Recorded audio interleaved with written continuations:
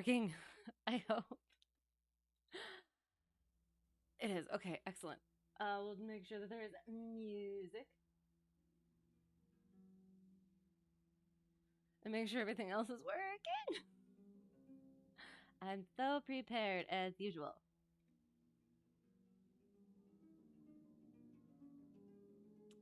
This thing. Uh-huh. Uh-huh.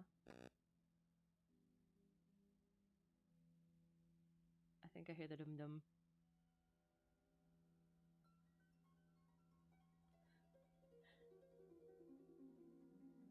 Yes, I do. Amazing. Okay.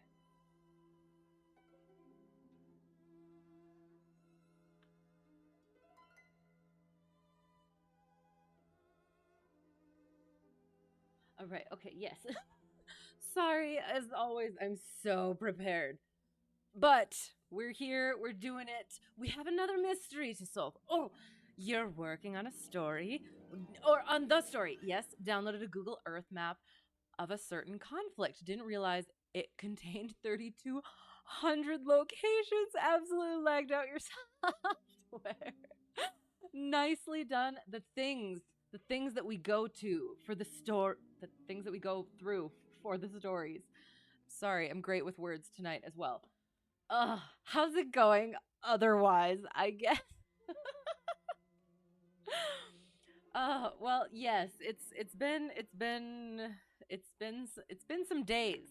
I'll maybe get into that at the end, but for now we're gonna get started immediately since I'm already late, as usual. So go like that, go like that.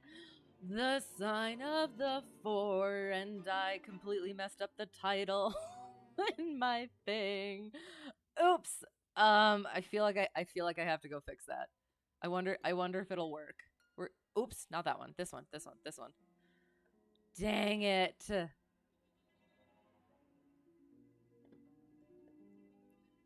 Sorry. I thought it was just the sign of four.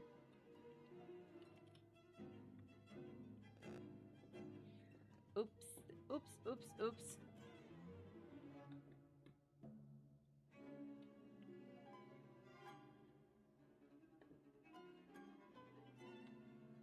Oops.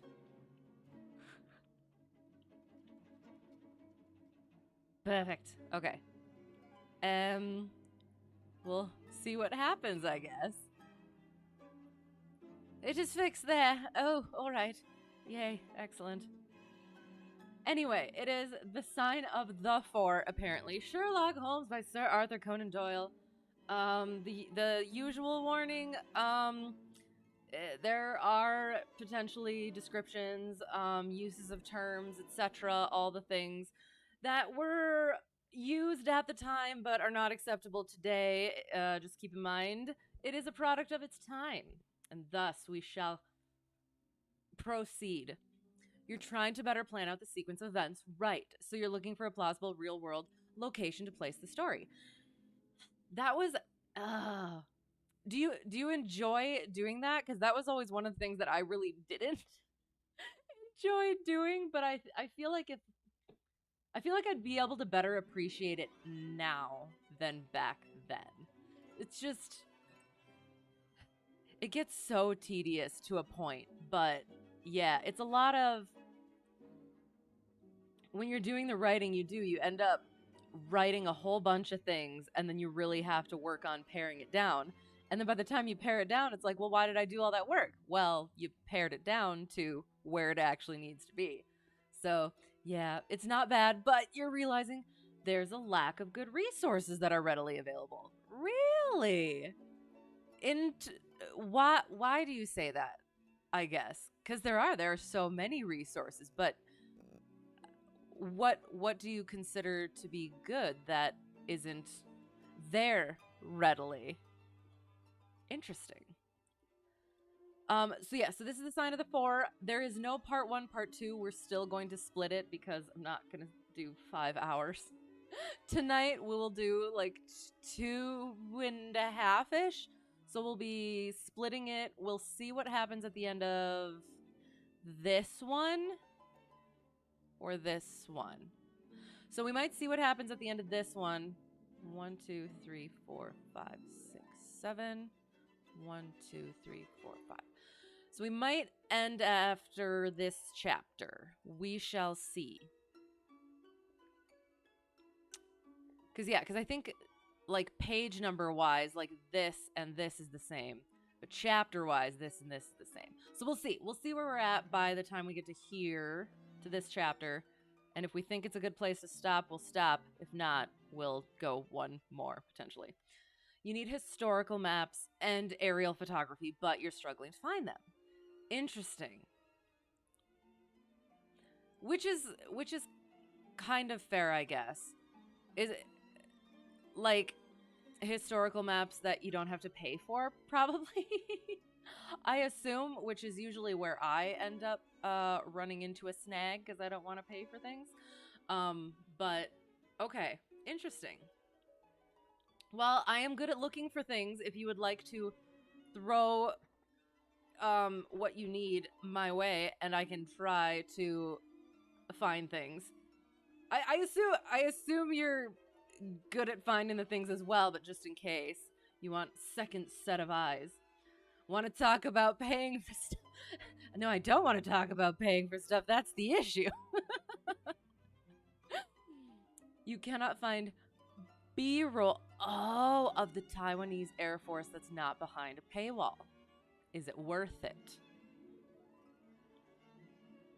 Is it a paywall that you would willingly?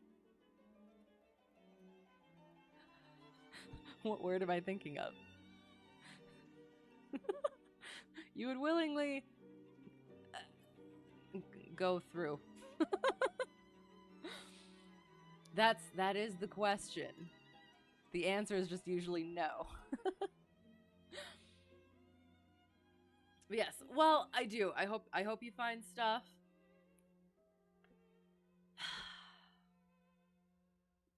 And it just might take quite a bit of digging. You don't know what the rate is. It's usually news agencies that just say, contact us for a quote. That is code for you can't afford it. Oh, interesting. Just usually irritates me when they say stuff like that. It's like, give it to me up front. But okay, now I know. Now I know. All right. Well, good luck in the search. I am still looking forward to reading and hearing more of the story. Until such time, we shall begin with the sign of the four. Chapter 1, The Science of Deduction. Sherlock Holmes took his bottle from the corner of the mantelpiece and his hypodermic syringe from its neat morocco case. With his long, white, nervous fingers, he adjusted the delicate needle and rolled back his left shirt cuff. For some little time, his eyes rested thoughtfully upon the sinewy forearm and wrist, all dotted and scarred with innumerable puncture marks.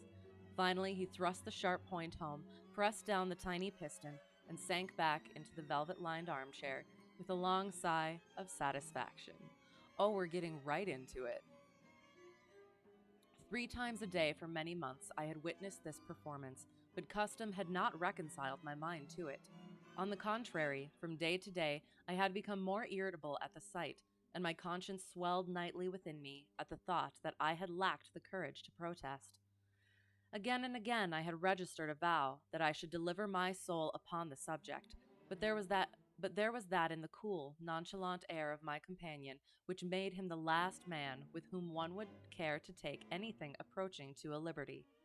His great powers, his masterly manner, and the experience which I had had of his many extraordinary qualities all made me diffident and backward in crossing him. Hello, how's it going, No hat tipping? Oh, well then no winking for you. How's it going? Hello, Governor. How's it going? We're watching Sherlock do drugs, basically. Yay. But since we are Watson, we do not approve. So, yes, that's where we're at. Yet upon that afternoon, whether it was the Bayonne, which I had taken with my lunch, or the additional exasperation produced by the extreme deliberation of his manner, I suddenly felt that I could hold out no longer. Which is it today? I asked. Morphine or cocaine? He raised his eyes languidly from the old black letter volume which he had opened. It is cocaine, he said, a 7% solution. Would you care to try it? No, indeed, I answered brusquely. My constitution has not got over the Afghan campaign yet. I cannot afford to throw any extra strain upon it. He smiled at my vehemence. Perhaps you are right, Watson, he said. I suppose that its influence is physically a bad one. I find it, however, so transcendently stimulating and clarifying to the mind that its secondary action is a matter of small moment. But consider, I said earnestly, count the cost. Your brain may, as you say, be roused and excited, but it is a pathological and morbid process, which involves increased tissue change and may at last leave a permanent weakness. You know, too, what a black reaction comes upon you. Surely the game is hardly worth the candle. Why should you, for a mere passing pleasure, risk the loss of those great powers with which you have been endowed?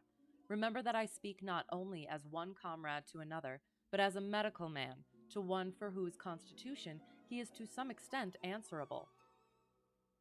He did not seem offended. On the contrary, he put his fingertips together and leaned his elbows on the arms of his chair, like one who has a relish for conversation.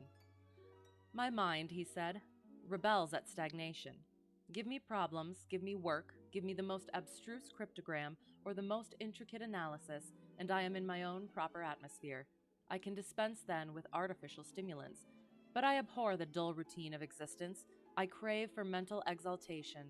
That is why I have chosen my own particular profession, or rather created it, for I am the only one in the world. The only unofficial detective? I said, raising my eyebrows. The only unofficial consulting detective, he answered. I am the last and highest court of appeal in detection. When Gregson or Lestrade or Athelney Jones are out of their depths, which, by the way, is their normal state, the matter is laid before me. It's so interesting how the knife goes in. It's a frilly knife. You barely feel it. I examine the data as an expert and pronounce a specialist's opinion. I claim no credit in such cases. My name figures in no newspaper. The work itself, the pleasure of finding a field for my peculiar powers, is my highest reward. But you have yourself had some experience of my methods of work in the Jefferson Hope case.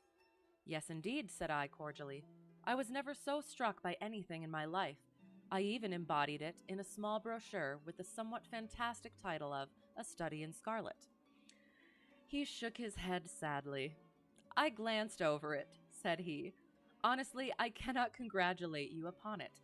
Detection is, or ought to be, an exact science, and should be treated in the same cold and unemotional manner.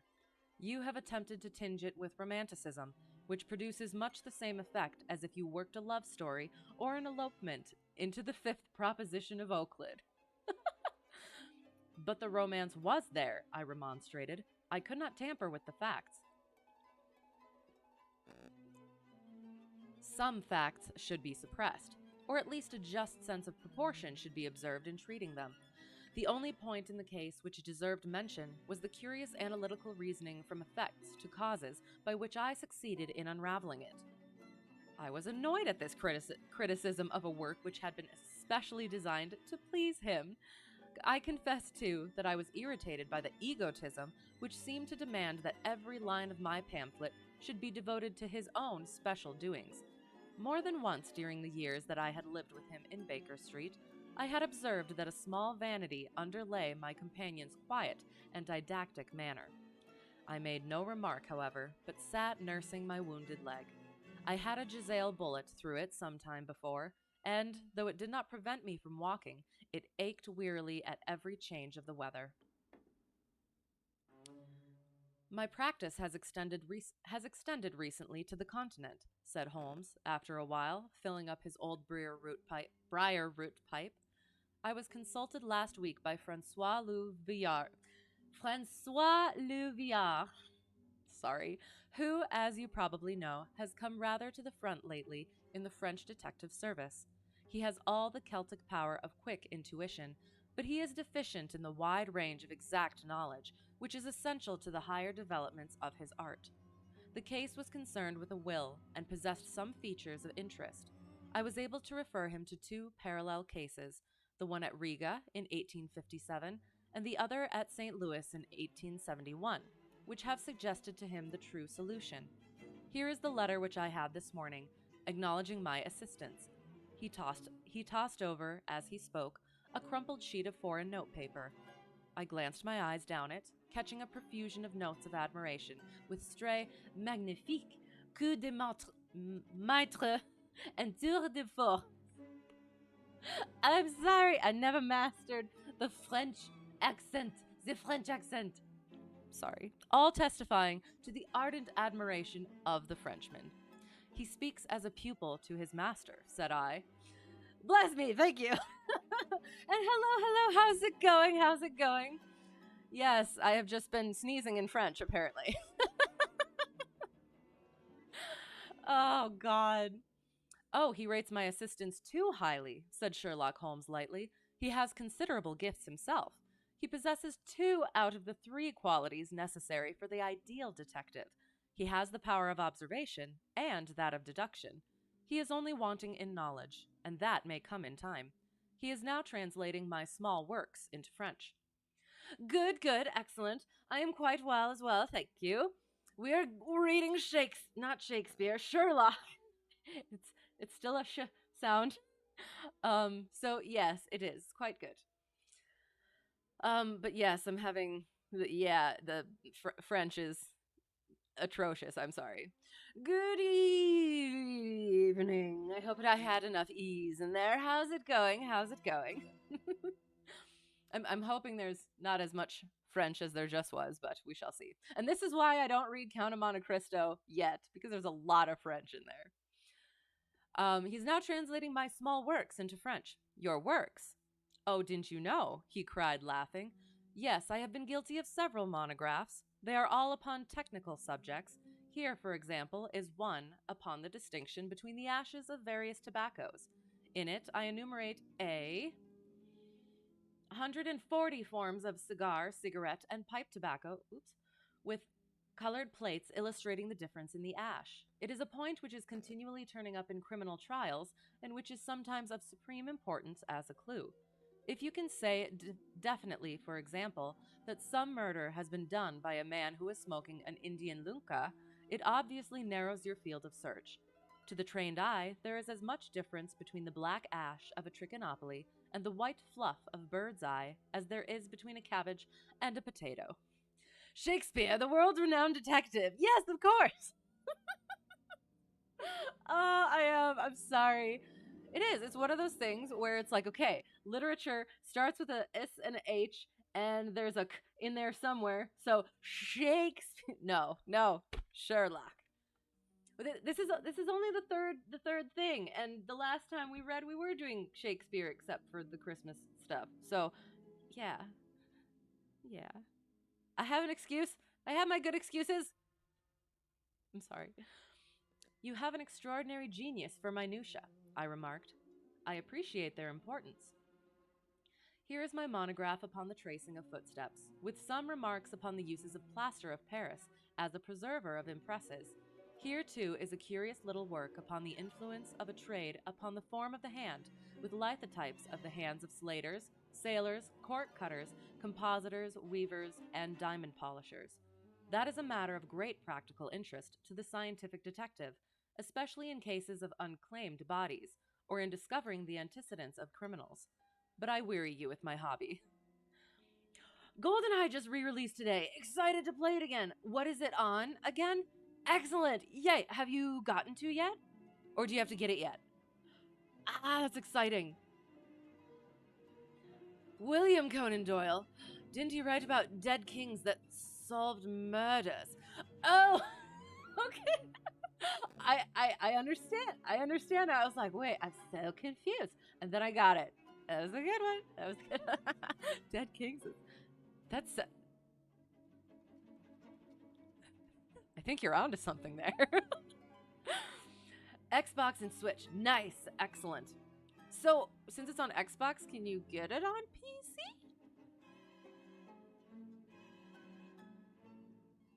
Or does it need to be a certain format? Whenever you play that game, you just grief people by dual wielding rocket launchers. I mean, if you're able to do so, why would you not? Good question. Okay, sounds good.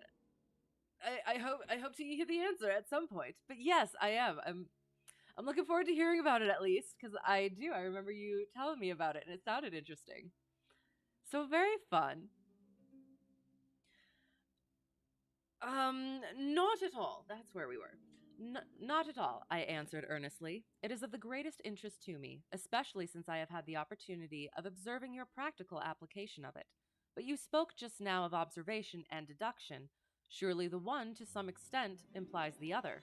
Why, hardly, he answered, leaning back luxuriously in his armchair and sending up thick blue wreaths from his pipe. For example, observation shows me that you have been to the Wigmore Street post office this morning, but deduction lets me know that when there, you dispatched a telegram. Right, said I, right on both points, but I confess that I don't see how you arrived at it. It was a sudden impulse upon my part, and I have mentioned it to no one. It is simplicity itself, he remarked, chuckling at my surprise. So absurdly simple that an explanation is superfluous, and yet it may serve to define the limits of observation and of deduction. Observation tells me that you have a little reddish mold adhering to your instep. Just opposite the Seymour Street office, they have taken up the pavement and thrown up some earth which lies in such a way that it is difficult to avoid treading in it in entering. The earth is of this peculiar reddish tint which is found, as far as I know, nowhere else in the neighborhood. So much is observation. The rest is deduction. How then did you deduce the telegram? Why, of course, I knew that you had not written a letter, since I sat opposite to you all morning. I see also in your open desk there that you have a sheet of stamps and a thick bundle of postcards. What could you go into the post office for, then, but to send a wire? Eliminate all other factors, and the one which remains must be the truth. In this case, it certainly is so, I replied after a little thought. The thing, however, is, as you say, of the simplest. Would you think me impertinent if I were to put your theories to a more severe test? On the contrary, he answered, it would prevent me from taking a second dose of cocaine. I should be delighted to look into any problem which you might submit to me. Oh, I have heard you say that it is difficult for a man to have any object in daily use without leaving the impress of his individuality upon it in such a way that a trained observer might read it. Now I have here a watch which has recently come into my possession. Would you have the kindness to let me have an opinion upon the character or habits of the late owner? I handed him over the watch with some slight feeling of amusement in my heart, for the test was, as I thought, an impossible one, and I intended it as a lesson against the somewhat dogmatic tone which he occasionally assumed. He balanced the watch in his hand, gazed hard at the dial, opened the back, and examined the works, first with his naked eyes, and then with a powerful convex lens. I could hardly keep from smiling at his crestfallen face when he finally snapped the case to and handed it back. There are hardly any data, he remarked. The watch has been recently cleaned, which robs me of my most suggestive facts. You observe and deduce. You have only had one dose of cocaine tonight, ideological. I have done nothing of the sort. Only one? No. No, that's literally how this one started, is it was describing him just poking himself with cocaine. So, yes, that's where we're at tonight. Oh my gosh. Yeah, though. You are right, I answered. It was cleaned before being sent to me. In my heart, I accused my companion of putting forward a most lame and impotent excuse to cover his failure. What data could he expect from an uncleaned watch? Though unsatisfactory, my research has not been entirely barren, he observed, staring up at the ceiling with dreamy, lackluster eyes. Subject to your correction, I should judge that the watch belonged to your elder brother, who inherited it from your father. That you gather, no doubt, from the HW upon the back. Oops, oh no, wrong page. Because I fly like I have had 2 doses, so it must be only one on a more liter...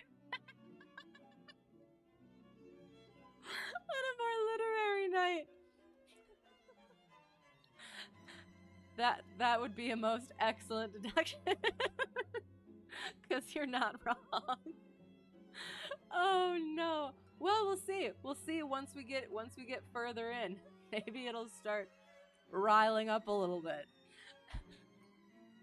I do fly like that, don't I? At some point, I will have dash cam footage that will show and prove that I fly better in a real plane. I promise. No cocaine in the plane. That rhymed. Quite so. The W suggests your own name. The date of the watch is nearly 50 years back, and the initials are as old as the watch. So it was made for the last generation. Jewelry usually descends to the eldest son, and he is most likely to have the same name as the father. Your father has, if I remember right, been dead many years. It has therefore been in the hands of your eldest brother. Right so far, said I. Anything else? He was a man of untidy habits, very untidy and careless. He was left with good prospects, but he threw away his chances, lived for some time in poverty with occasional short intervals of prosperity, and finally, taking to drink, he died. That is all I can gather. I sprang from my chair and limped impatiently about the room, with considerable bitterness in my heart. No cocaine in the plane? You don't want to fly anymore. You're uninstalling all of your simulators.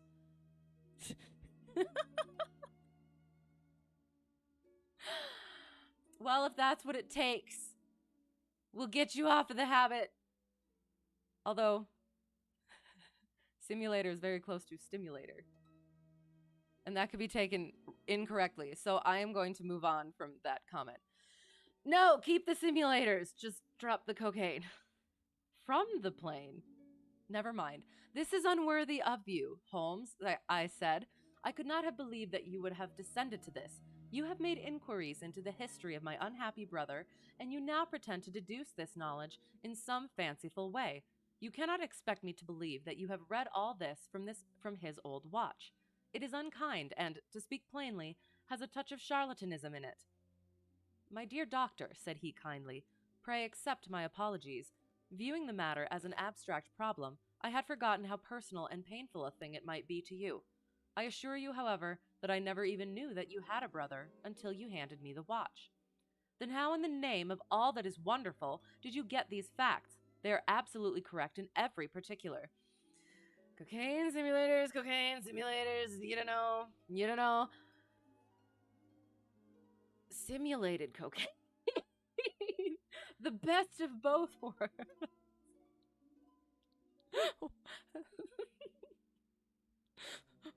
How do we get here? Ah, that is good luck. I could only say what was the balance of probability. I did not at all expect to be so accurate. But it was not mere guesswork. No, I never guess. It is a shocking habit, destructive to the logical faculty.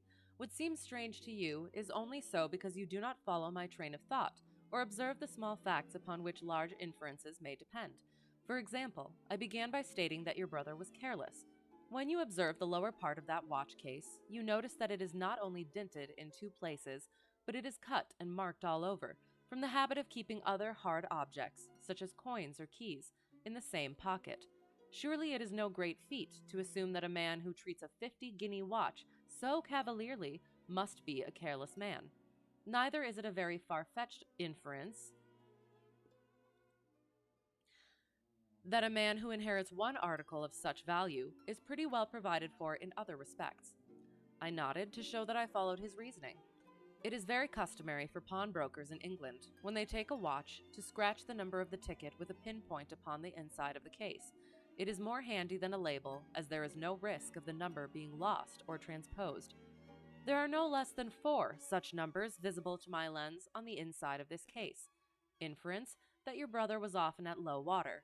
Secondary inference, that he had occasional bursts of prosperity, or he could not have redeemed the pledge. Finally, I ask you to look at the inner plate, which contains the keyhole. Look at the thousands of scratches all round the hole, marks where the key has slipped.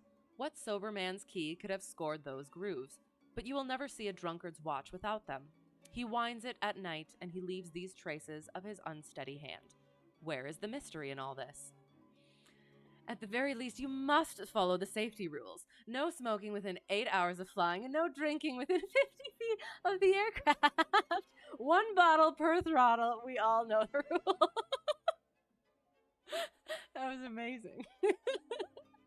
I like it. So if you fly a B-52, does that mean you get 8 bottles of cocaine? I think it sounds about right. That sounds about right. Yes. Oh my gosh. It is as clear as daylight, I answered. And this is all, just in case anybody else is listening. This is all, what's the word? Um, Satire. This is satire, FAA, and anyone else. Oh my gosh. It is as clear as daylight, I answered. I regret the injustice which I did you. I should have had more faith in your marvelous faculty. May I ask whether you have any professional inquiry on foot at present? None. Hence the cocaine. Hey, I cannot live without brain work. What else is there to live for? Stand at the window here. Was ever such a dreary, dismal, unprofitable world? See how the yellow fog swirls down the street and drifts across the dun-colored houses. What could be more hopelessly prosaic and material? What is the use of having powers, doctor, when one has no field upon which to exert them? Crime is commonplace, existence is commonplace, and no qualities save those which are commonplace have any function upon earth. I had opened my mouth to reply to this tirade when, with a crisp knock, our landlady entered, bearing a card upon the brass salver. "A young lady for you, sir," she said, addressing my companion. "Miss Mary Morstan," he read. I have no recollection of the name. Ask the young lady to step up, Mrs. Hudson.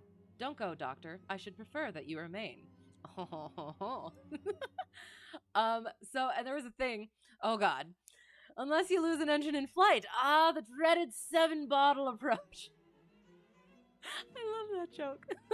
7 bottles is the worst. Enough to be awake, but not enough to unlock enlightenment. Yes, I feel that. I feel that very hard.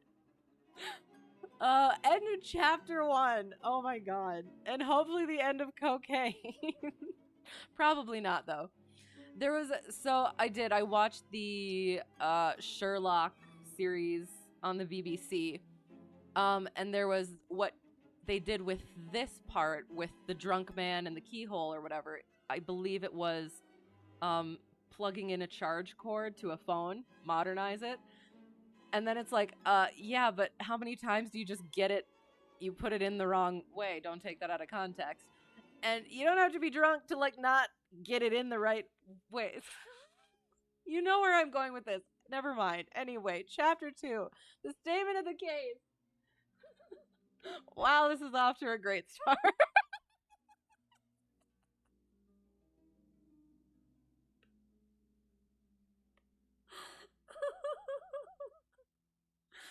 I'm sorry. Okay, anyway.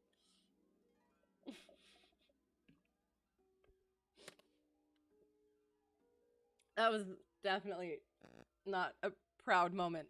Okay. Chapter 2, moving on, the statement of the case. Miss Morstan entered the room with a firm step and an outward composure of manner. She was a blonde young lady, small, dainty, well-gloved, and dressed in the most perfect taste. There was, however, a plainness and simplicity about her costume which bore with it a suggestion of limited means. The dress was a somber grayish beige, untrimmed and unbraided, and she wore a small turban of the same dull hue, relieved only by a suspicion of white feather in the side. Her face had neither regularity of feature nor beauty of complexion, but her expression was sweet and amiable, and her large blue eyes were singularly spiritual and sympathetic. In an experience of women which extends over many nations and 3 separate continents, I have never looked upon a face which gave a clearer promise of a refined and sensitive nature. I could not but observe that as she took the seat which Sherlock Holmes placed for her, her lip trembled, her hand quivered, and she showed every sign of intense inward agitation. Ideally, you put it in the right way, but after 7 bottles of cocaine, it can be tricky. Yes, right. You love that it looks like I am riding a chicken with no saddle. One would have... I'm not going to say what I was going to say. But does look that. Oh God. Usually I'm back a little bit further so you can see the table, but no, now I'm riding a chicken. Oh God. Chocobo, I don't know that reference. I'm sorry. Oh God. This is not where I was expecting any of this to go. I have come to you, Mr. Holmes, she said, because you once enabled my employer, Mrs. Cecil Forrester, to unravel a little domestic complication. She was much impressed by your kindness and skill. Mrs. Cecil Forrester, he repeated thoughtfully. I believe that I was of some slight service to her. The case, however, as I remember it, was a very simple one. She did not think so, but at least you cannot say the same of mine. I can hardly imagine anything more strange, more utterly inexplicable than the situation in which I find myself. At least the chicken stands tall and straight. What? I'm sorry. I'll put proper posture on. Good Lord. Oh, and I can't say that. Nope, not saying that either. Okay. But yeah, no, you're right.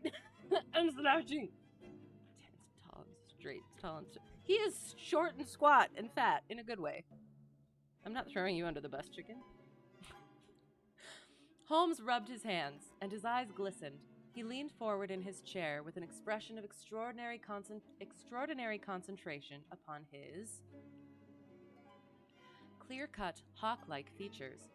State your case, said he, in brisk business tones. I felt that my position was an embarrassing one. You will, I am sure, excuse me, I said, rising from my chair. To my surprise, the young lady held up her gloved hand to detain me. If your friend, she said, would be good enough to stop, he might be of inestimable service to me. I relapsed into my chair. Briefly, she continued, the facts are these. My father was an officer in an Indian regiment who sent me home when I was quite a child. My mother was dead, and I had no relative in England. I was placed, however, in a comfortable boarding establishment at Edinburgh, and there I remained until I was 17 years of age. In the year 1878, my father, who was senior captain of his regiment, obtained 12 months' leave and came home. He telegraphed to me from London that he had arrived all safe, and directed me to come down at once, giving the Langham Hotel as his address. His message, as I remember, was full of kindness and love. On reaching London, I drove to the Langham and was informed that Captain Morstan was staying there, but that he had gone out the night before and had not yet returned. I waited all day without news of him. That night, on the advice of the manager of the hotel, I communicated with the police, and next morning we advertised in all the papers. Our inquiries led to no result, and from that day to this, no word has ever been heard of my unfortunate father.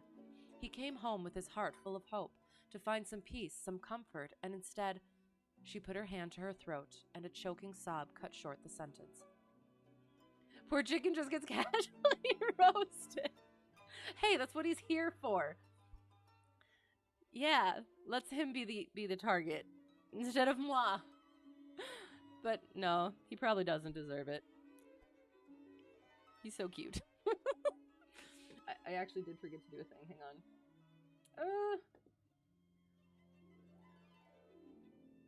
And boop. And a boop. There we go. Okay. You think Mr. Chicken needs some cocaine? Let me just look around. I'm sure I have some somewhere. The date, asked Holmes, opening his notebook. He disappeared upon the 3rd of December, 1878, nearly 10 years. Oh, okay. I thought this was like last week. Sorry. The date, asked Holmes, opening his notebook. He disappeared upon the 3rd of December, 1878, nearly 10 years ago. His luggage remained at the hotel. There was nothing in it to suggest a clue. Some clothes, some books, and a considerable number of curiosities from the Andaman Islands. He had been one of the officers in charge of the convict guard there. Had he any friends in town? Only one that we know of, Major Sholto, of his own regiment, the 34th Bombay Infantry. The major had retired some little time before, and lived at Upper Norwood. We communicated with him, of course, but he did not even know that his brother officer was in England. A singular case, remarked Holmes. I have not yet described to you the most singular part.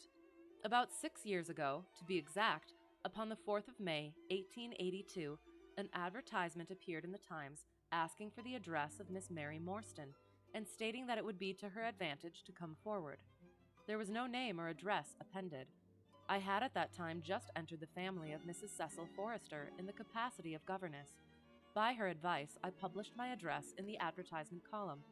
The same day, there arrived through the post a small cardboard box addressed to me, which I found to contain a very large and lustrous pearl. No word of writing was enclosed. Since then, every year upon the same date, there has always appeared a similar box, containing a similar pearl, without any clue as to the sender. They have been pronounced by an expert to be of a rare variety and of considerable value. You can see for yourselves that they are very handsome. She opened a flat box as she spoke, and showed me 6 of the finest pearls that I had ever seen. Your statement is most interesting, said Sherlock Holmes. Has anything else occurred to you? Yes, and no later than today. That is why I have come to you. This morning I received this letter, which you will perhaps read for yourself. Thank you, said Holmes. The envelope too, please. Postmark London, SW, date July 7. Man's thumb mark on corner. Probably postman. Best quality paper. Envelopes at 6 pence a packet. Particular man in his stationery. No address. Be at the third pillar from the left Be at the third pillar from the left outside the Lyceum Theater tonight at 7 o'clock. If you are distrustful, bring 2 friends. You are a wronged woman and shall have justice. Do not bring police. If you do, all will be in vain. Your unknown friend. Well, really, this is a very pretty little mystery. What do you intend to do, Miss Morstan? That is exactly what I want to ask you. Then we shall most certainly go. You and I and, yes, why, Dr. Watson is the very man. Your correspondent says 2 friends. He and I have worked together before. But would he come? She asked with something appealing in her voice and expression. I should be proud and happy, said I fervently, if I can be of any service. Fair lady, it is only your noble intent to entertain us with a cognitively stimulating, albeit complicated narrative, before sending us each off to our respective bedchambers to ponder matters of mental prowess and elementary deduction before slipping off into delightful slumber. Yet we pollute your virtuous passage with the most base of dialogues which I participate in. How you forbear our impudence is beyond my discernment. I know I'm so lovely and good and wonderful, and like I said, I participate, and often I'm the one who puts it in that direction, so I also apologize, but also do I? No, we have fun, and that was amazing. I appreciate that. So well worded. Amazing. See, that is how I forbear it, because you offset it with such a weird way of spelling posting. Yeah. See, but that's what writing is. It lets you say those things without saying the things. Exactly.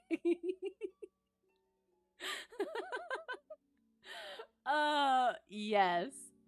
So we have the text there, and then we have the translation. I appreciate it.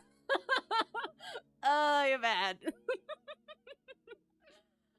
I like both. I like both. I like the dichotomy, the balancing nature of it. Yes. You are both very kind, she answered. I have led a retired life and have no friends whom I could appeal to. If I am here at 6, it will do, I suppose. You must not be later, said Holmes. There is one other point, however. Is this handwriting the same as that upon the pearl box addresses? I have them here, she answered, producing 6 pieces of paper. You are certainly a model client. You have the correct intuition. Let us see now. He spread out the papers upon the table and gave little darting glances from one to the other. They are disguised hands, except the letter, he said presently, but there can be no question as to the authorship. See how the irrepressible Greek E will break out, and see the twirl of the final S. They are undoubtedly by the same person. I should not like to suggest false hopes, Miss Morstan, but is there any resemblance between this hand and that of your father? Nothing could be more unlike. Oop. I expected to hear you say so. We shall look out for you then, at 6. Pray allow me to keep the papers. I may look into the matter before then. It is only 3:30. Au revoir. I'll just say it normally. Au revoir, then.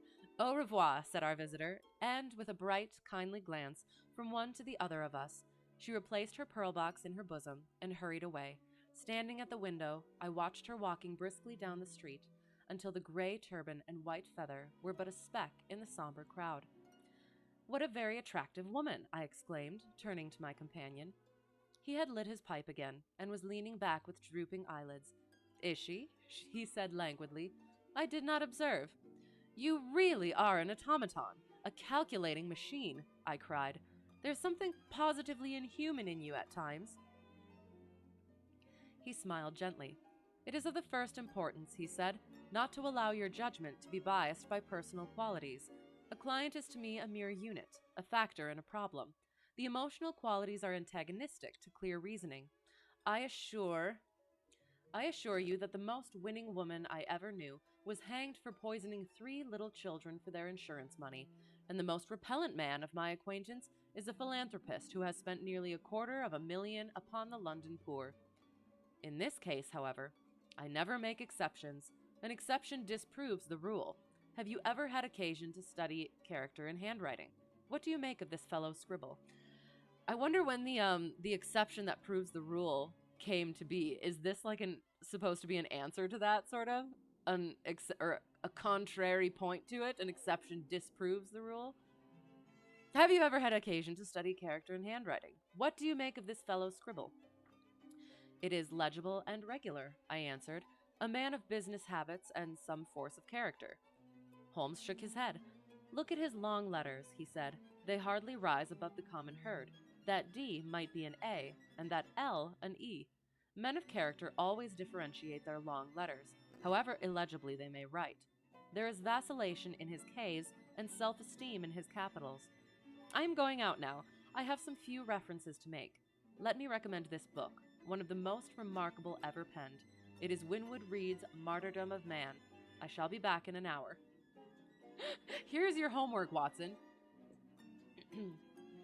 I sat in the window with the volume in my hand, but my thoughts were far from the daring speculations of the writer. My mind ran upon our late visitor, her smiles, the deep, rich tones of her voice, the strange mystery which overhung her life. If she were 17 at the time of her father's disappearance, she must be 27 now. A sweet age, when youth has lost its self-consciousness and become a little sobered by experience. So I sat and mused until such dangerous thoughts came into my head that I hurried away to my desk and plunged furiously into the latest treatise upon pathology. What was I, an army surgeon with a weak leg and a weaker banking account, that I should dare to think of such things? She was a unit, a factor, nothing more. If my future were black, it was better, surely, to face it like a man than to attempt to brighten it by mere will-o'-the-wisps of the imagination. Oh, well, that got sad and dark. Went from cocaine to that, yeah. Anyway, end of chapter 2, beginning of chapter 3, in quest of a solution. Oh.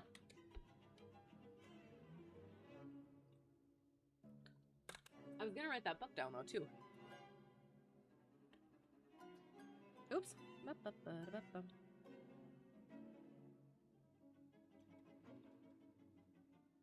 Shoot, what was it again? Martyrdom of Man. Oh, that's not the correct note.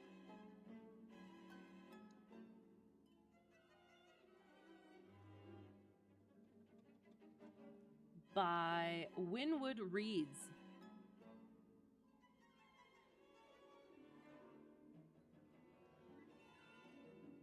Oops.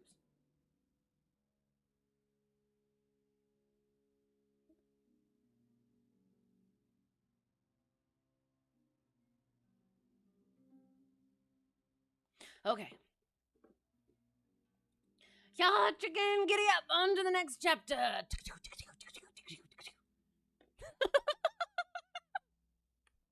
I appreciate that so much.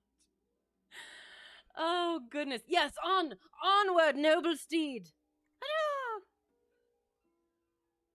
Chapter 3. In quest of a solution. It was 5:30 before Holmes returned. He was bright, eager, and in excellent spirits. Is it the cocaine? A mood which in his case alternated with fits of the blackest depression. That's the cocaine. There is no great mystery in this matter, he said, taking the cup of tea which I had poured out for him. The facts appear to admit of only one explanation. What? You have solved it already? Well, that would be too much to say. I have discovered a suggestive fact, that is all. It is, however, very suggestive. The details are still to be added. I have just found, on consulting the back files of the Times, that Major Sholto of Upper Norwood, late of the 34th Bombay Infantry, died upon the 28th of April, 1882. I may be very obtuse, Holmes, but I fail to see what this suggests. No? You surprise me. Look at it in this way, then. Captain Morstan disappears. The only person in London whom he could have visited is Major Sholto. Major Sholto denies having heard that he was in London. 4 years later, Sholto dies. Within a week of his death, Captain Morstan's daughter receives a valuable present, which is repeated from year to year and now culminates in a letter which describes her as a wronged woman. What wrong can it refer to except this deprivation of her father? And why should the presents begin immediately after Sholto's death, unless it is that Sholto's heir knows something of the mystery and desires to make compensation? Have you any alternative theory which will meet the facts? But what a strange compensation, and how strangely made. Why, too, should he write a letter now, rather than 6 years ago? Again, the letter speaks of giving her justice. What justice can she have? It is too much to suppose that her father is still alive. There is no other injustice in her case that you know of. There are certainly difficulties, said Sherlock Holmes pensively, but our expedition of tonight will solve them all. Ah, here is our four-wheeler, and Miss Morstan is inside. Are you all ready? Then we had better go down, for it is a little past the hour. I picked up my hat and my heaviest stick, but I observed that Holmes took his revolver from his drawer and slipped it into his pocket. It was clear that he thought that our night's work might be a serious one. Miss Morstan was muffled in a dark cloak, and her sensitive face was composed, but pale. She must have been more than woman if she did not feel some uneasiness at the strange enterprise upon which we were embarking.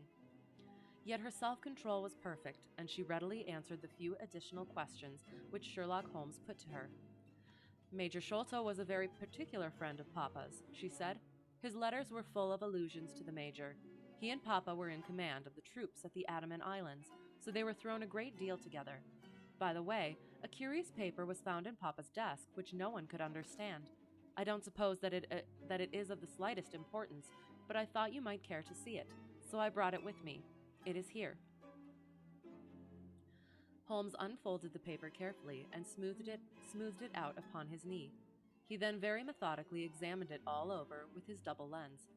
It is paper of native Indian manufacture, he remarked. It has at some time been pinned to a board.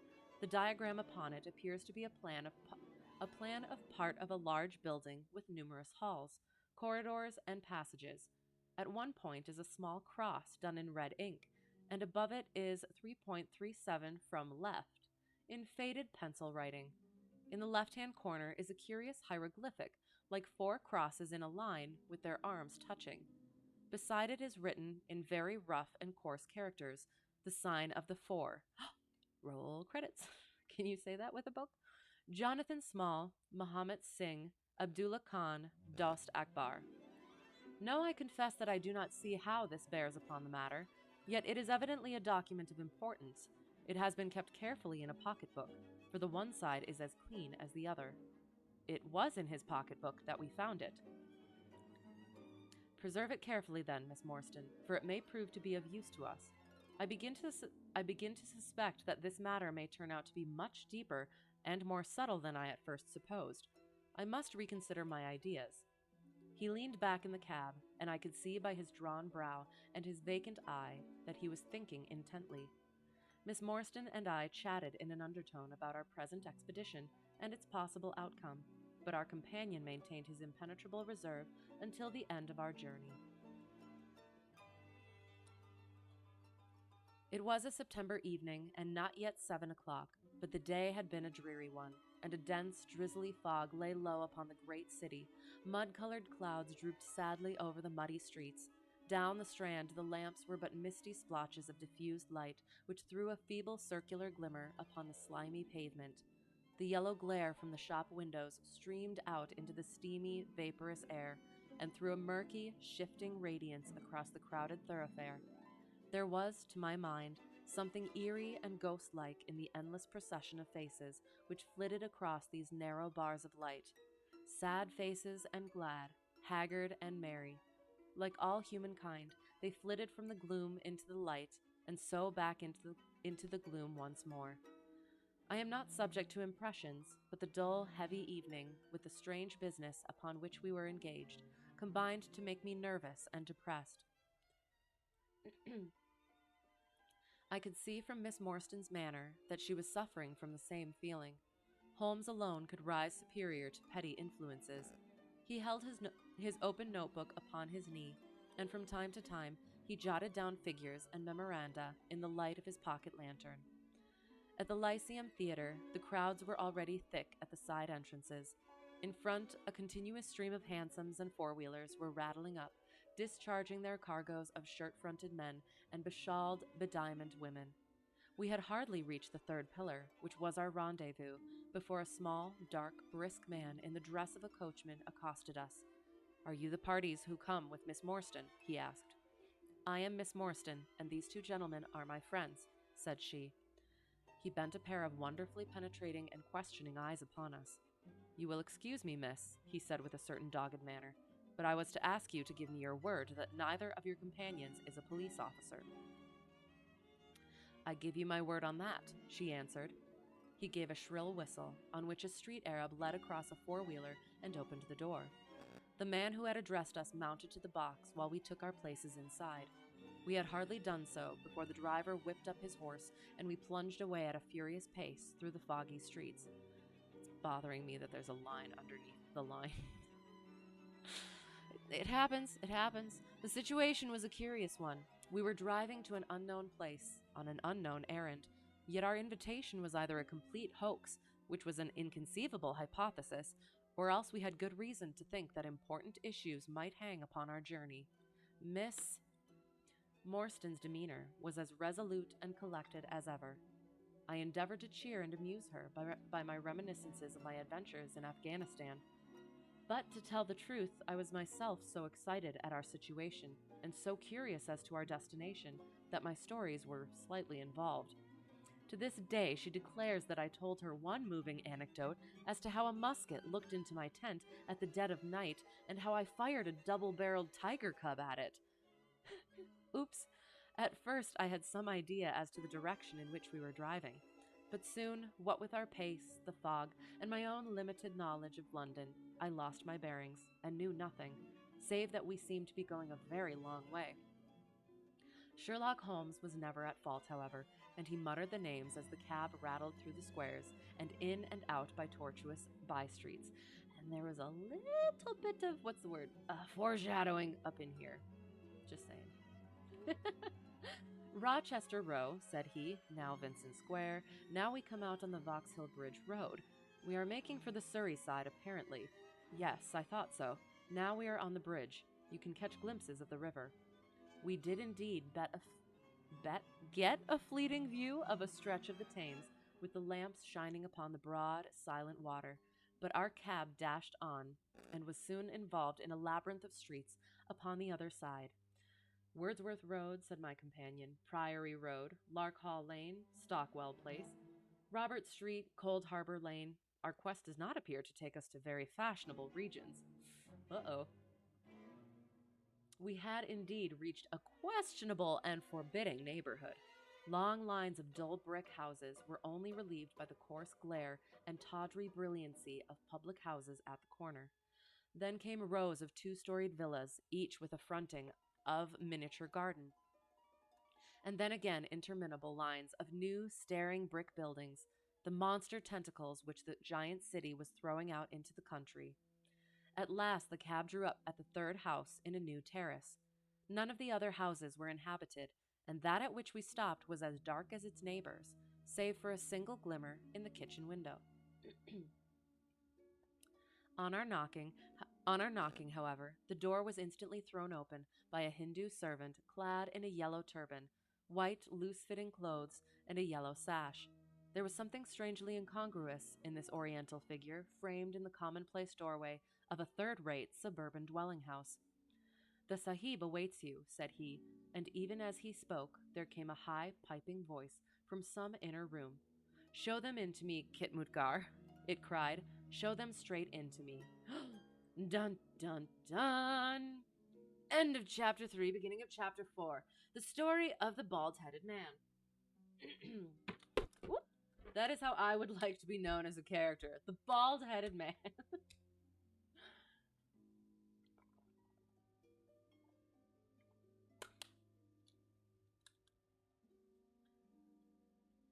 Such a nice description. Ugh. All right, chapter 4. The story of the bald-headed man. We followed the Indian down a sordid and common passage, ill-lit and worse furnished, until he came to a door upon the right, which he threw open.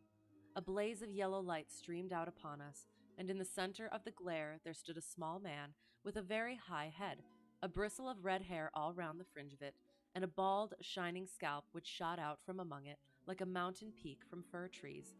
He writhed his hands together as he stood, and his features were in a perpetual jerk, now smiling, now scowling, but never for an instant in repose.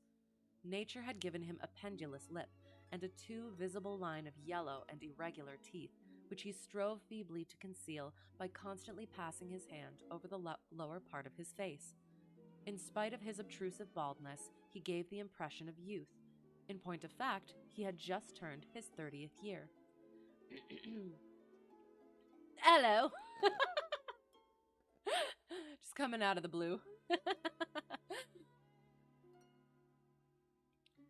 "Your servant, Miss Morstan," he kept repeating in a thin, high voice. "Your servant, gentlemen. Pray, step into my little sanctum. A small place, miss, but furnished to my own liking, an oasis of art in the howling desert of South London."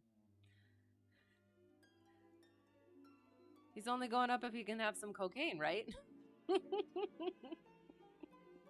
We were all astonished by the appearance of the apartment into which he invited us.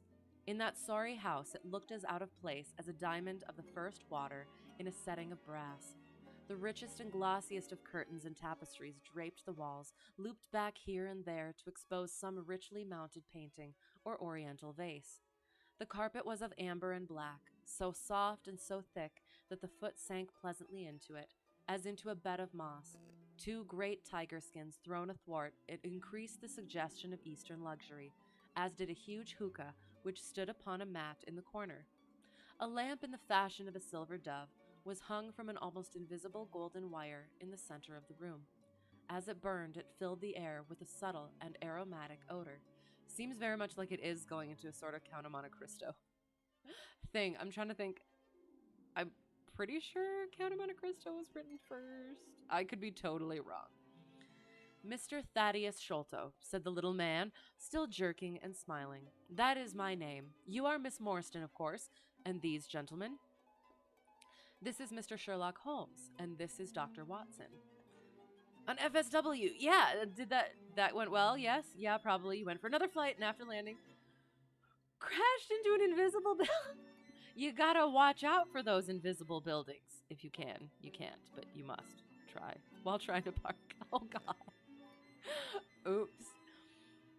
"A doctor, eh?" cried he, much excited. "Have you your stethoscope? Might I ask you, would you have the kindness? I have grave doubts as to my mitral valve. If you would be so very good, the aortic I may rely upon, but I should value your opinion upon the mitral." I was going to make a joke about him carrying his stethoscope around, but apparently he does. I listened to his heart, as requested, but was unable to find anything amiss, save indeed that he was in an ecstasy of fear, for he shivered from head to foot. It appears to be normal, I said. You have no cause for uneasiness. You will excuse my anxiety, Miss Morstan, he remarked airily. I am a great sufferer, and I have long had suspicions as to that valve. I am delighted to hear that they are unwarranted. Had your father, Miss Morstan, refrained from throwing a strain upon his heart, he might have been alive now. I could have struck the man across the face. So hot was I at this callous and offhand reference to so delicate a matter. No things that I could say, but I'm a lady. Seriously, just coming out with it. Miss Morstan sat down, and her face grew white to the lips. I knew in my heart that he was dead, said she. Ooh. I can give you every information, said he, and, what is more, I can do you justice, and I will, too, whatever Brother Bartholomew may say. I am so glad to have your friends here, not only as an escort to you, but also as witnesses to what I am about to do and say. The three of us can show a bold front to Brother Bartholomew, but let us have no outsiders, no police or officials. We can settle everything satisfactorily among ourselves, without any interference. Nothing would annoy Brother Bartholomew more than any publicity. He sat down upon a low settee and blinked at us inquiringly with his weak, watery blue eyes. For my part, said Holmes, whatever you may choose to say will go no further. For my part, said Holmes, whatever you may choose to say will go no further. I nodded to show my agreement.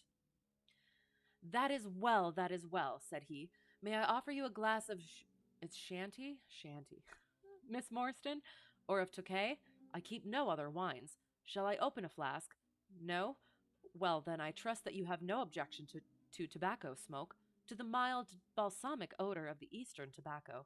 I am a little nervous, and I find my hookah an invaluable sedative. He applied a taper to the great bowl, and the smoke bubbled merrily through the rose water. We sat all three in a semicircle, with our heads advanced and our chins upon our hands, while the strange, jerky little fellow, with his high, shining head, puffed uneasily in the center. When I first determined to make this communication to you, said he, I might have given you my address, but I feared that you might disregard my request and bring unpleasant people with you. I took the liberty, therefore, of making an appointment in such a way that my man Williams might be able to see you first. I have complete confidence in his discretion, and he had orders, if he were dissatisfied, to proceed no further in the matter.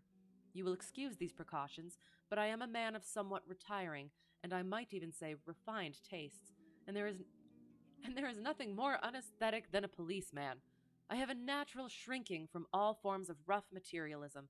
I seldom come in contact with the rough crowd. I live, as you say, with some little atmosphere of elegance around me. I may call myself a patron of the arts. It is my weakness. The landscape is a genuine Corot, and though a connoisseur might perhaps throw a doubt upon the Salvator Rosa, there cannot be the least question about the is it a je? Bougereau? I am partial to the modern French school. Hello, how's it going? We've got cocaine and hookahs and pearls. Yes, welcome. And French, lots of French. You will excuse me, Mr. Sholto, said Miss Morstan, but I am here at your request to learn something which you desire to tell me. It is very late, and I should desire the interview to be as short as possible. Ouch. At the best, it must take some time, he answered, for we shall certainly have to go to Norwood and see Brother Bartholomew. We shall all go and try if we can get the better of Brother Bartholomew. He is very angry with me for taking the course which has seemed right to me. I had quite high words with him last night. You cannot imagine what a terrible fellow he is when he is angry. He is the Hulk. If we are to go to Norwood, it would perhaps be as well to start at once, I ventured to remark. It was quite the party, quite the welcome, yes. Where is this party? It's right here. We're riding chickens and, having hookahs and cocaine while flying and... this is... It has taken a, I would say it's taken a turn, but that's where it started, so It's just been going down a road. Grab a chicken to ride and a handful of cocaine. Yes, 2 handfuls. You don't need to hang on. That may or may not be a euphemism. Probably is. I'm assuming it is. He laughed until his ears were quite red. That would hardly do, he cried. I don't know what he would say if I brought you in that sudden way. No, I must prepare you by showing you how we all stand to each other. In the first place, I must tell you that there are several points in the story of which I am myself ignorant. I can only lay the facts before you as far as I know them myself. My father was, as you may have guessed, Major John Sholto, once of the Indian Army. He retired some 11 years ago and came to live at Pondicherry Lodge in Upper Norwood. Prince Pondicherry, that's from Willy Wonka. He had prospered in India and brought back with him a considerable sum of money, a large collection of valuable curiosities, and a staff of native servants. With these advantages, he bought himself a house and lived in great luxury. My twin brother Bartholomew and I were the only children. Okay, so that's why it's Brother Bartholomew. I very well remember the sensation which was caused by the disappearance of Captain Morstan.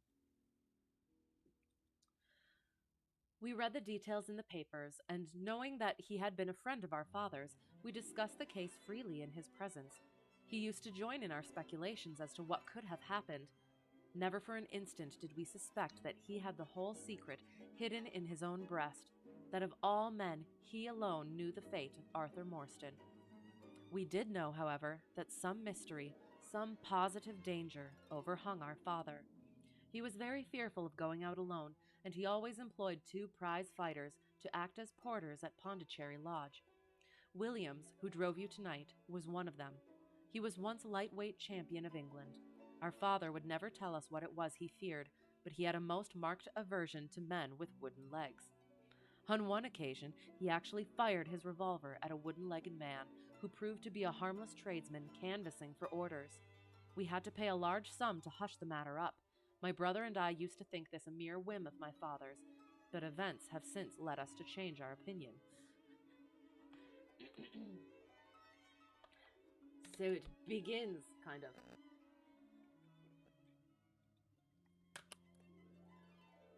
The mystery begins to unravel, but it's kind of like the knot is tightening.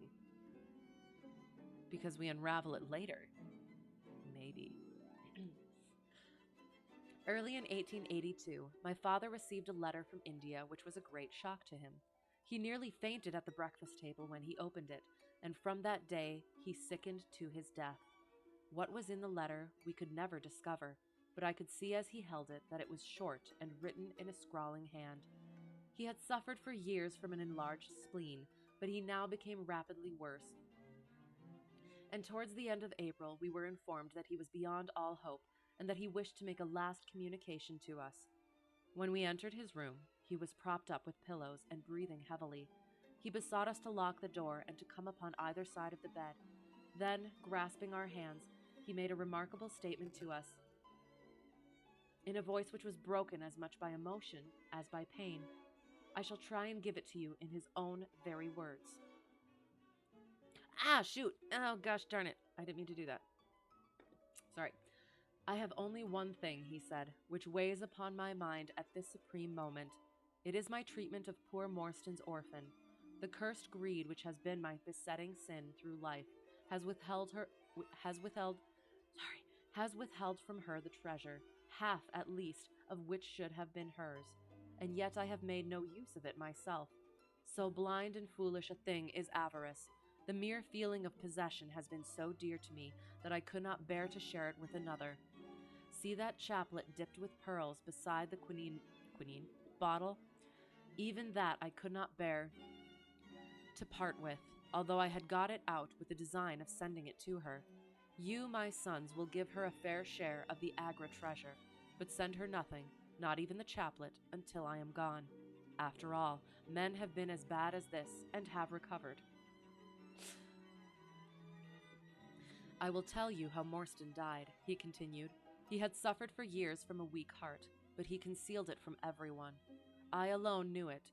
When in India, he and I, through a remarkable chain of circumstances, came into possession of a considerable treasure. I brought it over to England, and on the night of Morstan's arrival, he came straight over here to claim his share.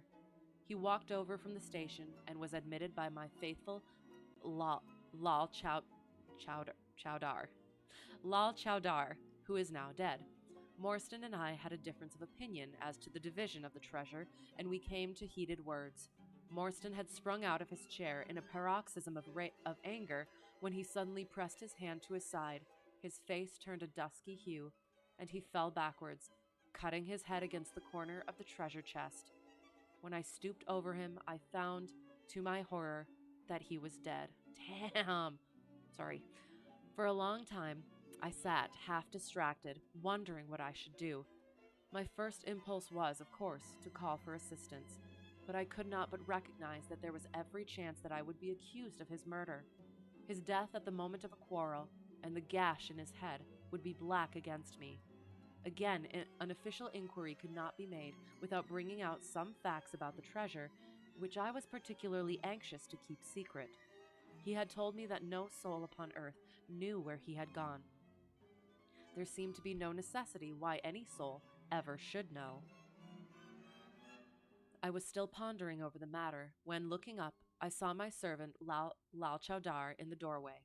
He stole in and bolted the door behind him. "Do not fear, Sahib," he said. "No one need know that you have killed him. Let us hide him away, and who is the wiser?" "I did not kill him," said I. Lal Chowdar shook his head and smiled. "I heard it all, Sahib," said he. "I heard you quarrel, and I heard the blow, but my lips are sealed. All are asleep in the house. Let us put him away together." That was enough to decide me? That was enough to decide me? If my own servant could not believe my innocence, how could I hope to make it good before 12 foolish tradesmen in a jury box? Lal Chowdar and I disposed of the body that night, and within a few days the London papers were full of the mysterious disappearance of Captain Morstan. You will see from what I say that I can hardly be blamed in the matter. My fault lies in the fact that we concealed not only the body, but also the treasure, and that I have clung to Morstan's share as well as to my own. I wish you, therefore, to make restitution. Put your ears down to my mouth. The treasure is hidden in... At this instant, a horrible change came over his expression. His eyes stared wildly, his jaw dropped, and he yelled, in a voice which I can never forget, "Keep him out! For Christ's sake, keep him out!" We both stared round at the window behind us, upon which his gaze was fixed. A face was looking in at us out of the darkness. We could see the whitening of the nose where it was pressed against the glass. It was a bearded, hairy face, with wild, cruel eyes, and an expression of concentrated malevolence. My brother and I rushed towards the window, but the man was gone. When we returned to my father, his head had dropped, and his pulse had ceased to beat. Oh, dang it! This took a dark turn. Oh, yes, it did. And it's probably gonna get worse. Oh my gosh. Oh, that right at the moment the treasure is hidden. No. And I feel like that's probably at this point somewhat of a trope, probably. Like that right at the moment of revelation, that interruption. But it's still, it was done so well that it doesn't even, like, you don't even think about the tropishness of it. So anyway, yeah, so it was good. Oh, it was good. That was a great paragraph. All right, anyway, sorry. We searched the garden that night, but found no sign of the intruder, save that just under the window, a single footmark was visible in the flower bed. Interesting. But for that one trace, we might have thought that our imaginations had conjured up that wild, fierce face. We soon, however, had another and a more striking proof that there were secret agencies at work all round us. The window of my father's room was found open in the morning. His cupboards and boxes had been rifled, and upon his chest was fixed a torn piece of paper with the words, "The sign of the four," scrawled across it. What the phrase meant, or who our secret visitor may have been, we never knew. As far as we can judge, none of my father's property had been actually stolen, though everything had been turned out. My brother and I naturally associated this peculiar incident with the fear which haunted my father during his life, but it is still a complete mystery to us. I remember reading a certain, I've read all of these. There's a certain one that I remember, and I'm wondering if it's this one. Because it does. It takes a turn. We'll see, though. No spoilers. I'm just saying. The little man stopped to relight his hookah and puffed thoughtfully for a few moments. We had all sat absorbed, listening to his extraordinary narrative. At the short account of her father's At the short account of her father's death, Miss Morstan had turned deadly white, and for a moment I feared that she was about to faint. She rallied, however, on drinking a glass of water, which I quietly poured out for her from a Venetian carafe upon the side table. Sherlock Holmes leaned back in his chair with an abstracted expression and the lids drawn low over his glittering eyes. As I glanced at him, I could not but think how on that very day he had complained bitterly of the commonplaceness of life. Here, at least, was a problem which would tax his sagacity to the utmost. Mr. Thaddeus Sholto looked from one to the other of us with an obvious pride at the effect which his story had produced, and then continued between the puffs of his overgrown pipe. My brother and I, said he, were, as you may imagine, much excited as to the treasure which my father had spoken of. For weeks and for months we dug and delved in every part of the garden without discovering its whereabouts. It was maddening to think that the hiding place was on his very lips at the moment that he died. We could judge the splendor of the missing riches by the chaplet which he had taken out. Over this chaplet my brother Bartholomew and I had some little discussion. The pearls were evidently of great value, and he was averse to part with them, for, between friends, my brother was himself a little inclined to my father's fault. He thought, too, that if we parted with the chaplet, it might give rise to gossip and finally bring us into trouble. It was all that I could do to persuade him to let me find out Miss Morstan's address and send her a detached pearl at fixed intervals, so that at least she might never feel destitute. It was a kindly thought, said our companion earnestly. It was extremely good of you. The little man waved his hand deprecatingly. We were your trustees, he said. That was the view which I took of it, though Brother Bartholomew could not altogether see it in that light. We had plenty of money ourselves. I desired no more. Besides, it would have been such bad taste to have treated a young lady in so scurvy a fashion. Oh God, I'll try. Le mauvais goût, men, au crime. I think it started out okay, and then it just, bleh. The French have a very neat way of putting things. The something something is the something of crime. I'm so good at translating. I probably should have kept going with my French. La mauvaise. Oops. The worst thing. Mené? Or crime. The worst something or crime? A crime. Strong and hard punishment. Or torture. Okay. I guess that's what it is.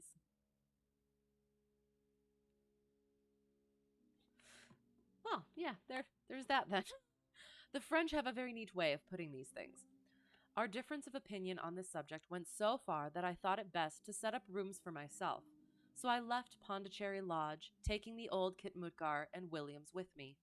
Yesterday, however, I learned that an event of extreme importance has occurred.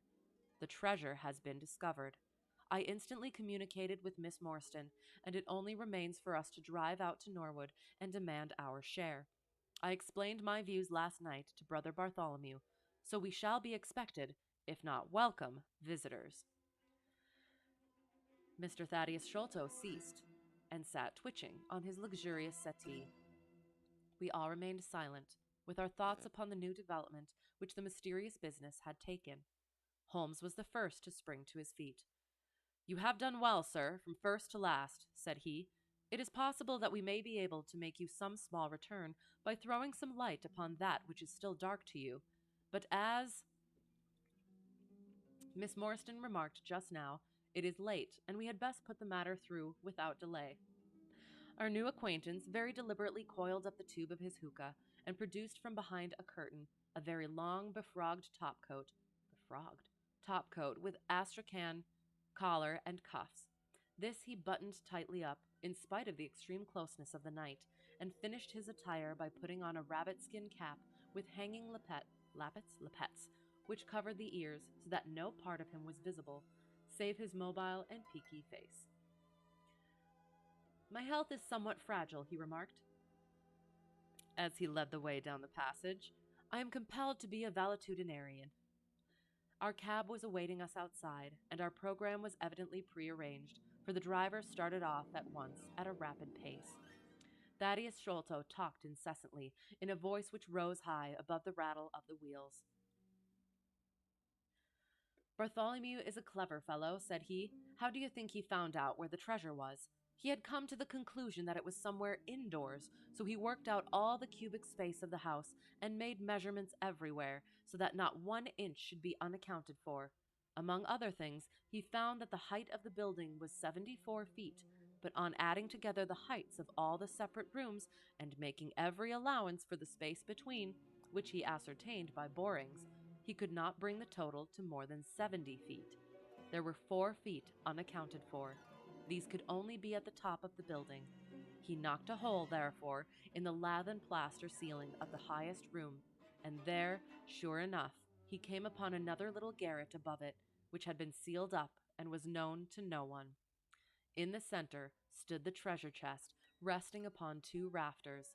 He lowered it through the hole, and there it lies. He computes the value of the jewels at not less than 500,000 sterling. At the mention of this gigantic sum, we all stared at one another open-eyed. Miss Morstan, could we secure her rights, would change from a needy governess to the richest heiress in England. Surely it was the place of a loyal friend to rejoice at such news.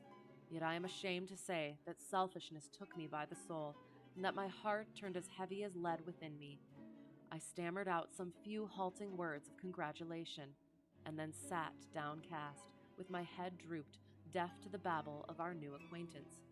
He was clearly a confirmed hypochondriac, and I was dreamily conscious that he was pouring forth interminable trains of symptoms and imploring information as to the composition and action of innumerable quack nostrums, some of which he bore about in a leather case in his pocket.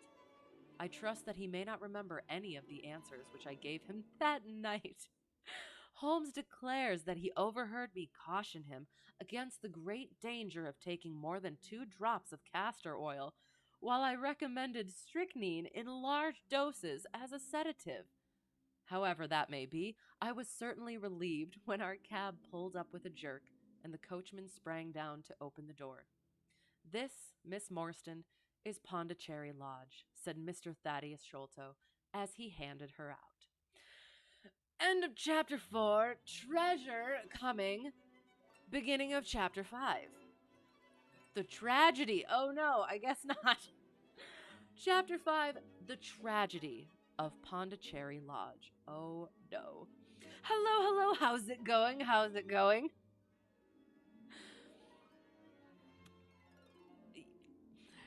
I would say what we have been reading, but I think it has gone past those things.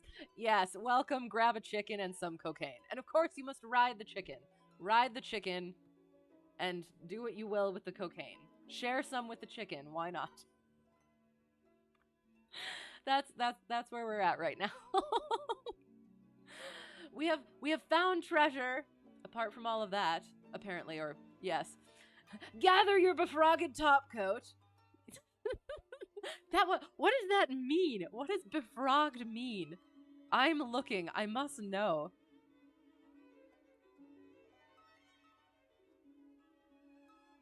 Befrogged topcoat.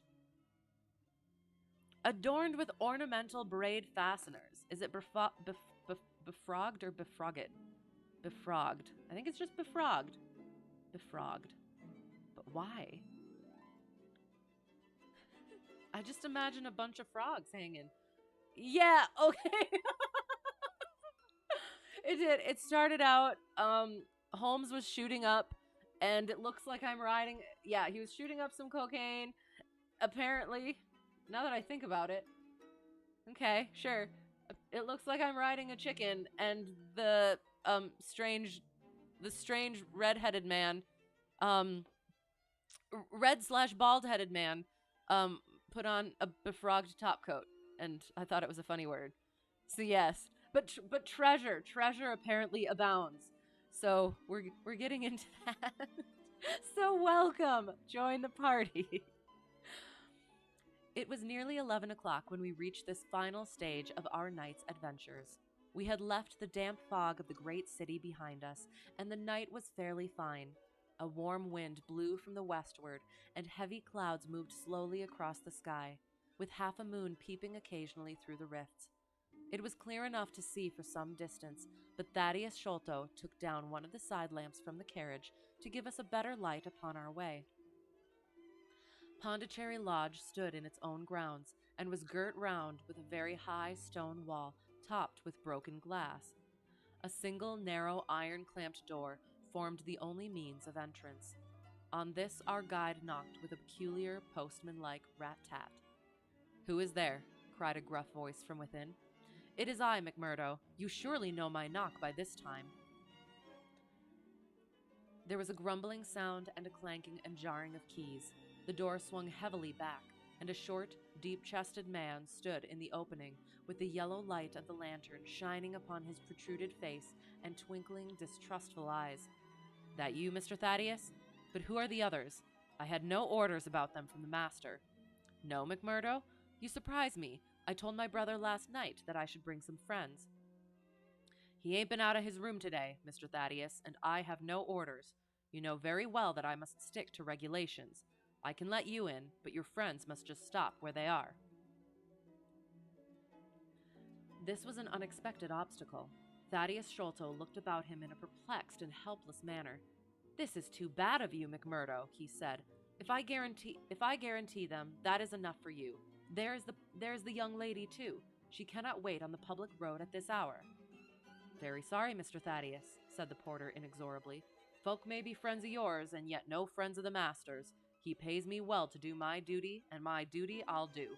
I don't know none of your friends." "Oh, yes, you do, McMurdo," cried Sherlock Holmes genially. "I don't think you can have forgotten me. Don't you remember the amateur who fought 3 rounds with you at Allison's rooms on the night of your benefit 4 years back?" "Oh my gosh!" "Not Mr. Sherlock Holmes," roared the prize fighter. "God's truth, how could I have mistook you? If instead of standing there so quiet, you had just stepped up and given me that cross hit of yours under the jaw, I'd have known you without a question. Ah, you're one that has wasted your gifts, you have. You might have aimed high if you had joined the fancy." "You see, Watson, if all else fails me, I have still one of the scientific professions open to me," said Holmes, laughing. "Our friend won't keep us out in the cold now, I am sure." "In you come, sir, in you come. You and your friends," he answered. "Very sorry, Mr. Thaddeus, but orders are very strict. Had to be certain of your friends before I let them in." Inside, a gravel path wound through desolate grounds to a huge clump of a house, square and prosaic, all plunged in shadow, save where a moonbeam struck one corner and glimmered in a garret window. The vast size of the building, with its gloom and its deathly silence, struck a chill to the heart. Even Thaddeus Sholto seemed ill at ease, and the lantern quivered and rattled in his hand. "I cannot understand it," he said. "There must be some mistake. I distinctly told Bartholomew that we should be here, and yet there is no light in his window. I do not know what to make of it." "Uh-oh." "Does he always guard the premises in this way?" asked Holmes. "Yes, he has followed my father's custom. He was the favorite son, you know, and I sometimes think that my father may have told him more than he ever told me. That is Bartholomew's window up there, where the moonshine strikes. It is quite bright, but there is no light from within, I think." "None," said Holmes, "but I see the glint of a light in that little window beside the door." "Ah, that is the housekeeper's room. That is where old Mrs. Burnstone sits. She can tell us all about it. But perhaps you would not mind waiting here for a minute or two, for if we all go in together, and she has no word of our coming, she may be alarmed." But hush, what is that? He held up the lantern, and his hand shook until the circles of light flickered and wavered all round us. Miss Morstan seized my wrist, and we all stood with thumping hearts, straining our ears. From the great black house there sounded through the silent night the saddest and most pitiful of sounds, the shrill, broken whimpering of a frightened woman. "It is Mrs. Burnstone," said Sholto. "She's the only woman in the house. Wait here, I shall be back in a moment." He hurried for the door and knocked in his peculiar way. We could see a tall old woman admit him and sway with pleasure at the very sight of him. "Oh, Mr. Thaddeus, sir, I am so glad you have come. I am so glad you have come, Mr. Thaddeus, sir." We heard her reiterated rejoicings until the door was closed and her voice died away into a muffled monotone. Our guide had left us the lantern. Holmes swung it slowly round and peered keenly at the house and at the great rubbish heaps which cumbered the grounds. Miss Morstan and I stood together, and her hand was in mine. A wondrous subtle thing is love, for here were we two, who had never seen each other before that day, between whom no word or even look of affection had ever passed, and yet now, in an hour of trouble, our hands instinctively sought for each other. I have marveled at it since, but at the time it seemed the most natural thing that I should go out to her so, and, as she has often told me, there was in her also the instinct to turn to me for comfort and protection. So we stood hand in hand, like two children, and there was peace in our hearts for all the dark things that surrounded us. A lovely paragraph. "What a strange place," she said, looking round. "It looks as though all the moles in England had been let loose in it. I have seen something of the sort on the side of a hill near Ballarat, where the prospectors had been at work." "And from the same cause," said Holmes. "These are the traces of the treasure seekers. You must remember that they were 6 years looking for it. No wonder that the grounds look like a gravel pit." At that moment, the door of the house burst open, and Thaddeus Sholto came running out, with his hands thrown forward and terror in his eyes. "There is something amiss with Bartholomew," he cried. "I am frightened. My nerves cannot stand it." He was, indeed, half blubbering with fear, and his twitching, feeble face, peeping out from the great astrakhan collar, had the helpless, appealing expression of a terrified child. "Come into the house," said Holmes, in his crisp, firm way. "Yes, do," pleaded Thaddeus Sholto. "I really do not feel equal to giving directions." We all followed him into the housekeeper's room, which stood upon the left-hand side of the passage. The old woman was pacing up and down with a scared look and restless picking fingers, but the sight of Miss Morstan appeared to have a soothing effect upon her. "God bless your sweet, calm face," she cried with an hysterical sob. "It does me good to see you. Oh, but I have been sorely tried this day." Our companion patted her thin, work-worn hand and murmured some few words of kindly, womanly comfort, which brought the color back into the other's bloodless cheeks. "Master has locked himself in and will not answer me," she explained. "All day I have waited to hear from him, for he often likes to be alone, but an hour ago I feared that something was amiss. So I went up and peeped through the keyhole. You must go up, Mr. Thaddeus. You must go up and look for yourself. I have seen Mr. Bartholomew Sholto in joy and in sorrow for 10 long years, but I never saw him with such a face on him as that." That's so descriptive without being descriptive. Ooh. Sherlock Holmes took the lamp and led the way, for Thaddeus Sholto's teeth were chattering in his head.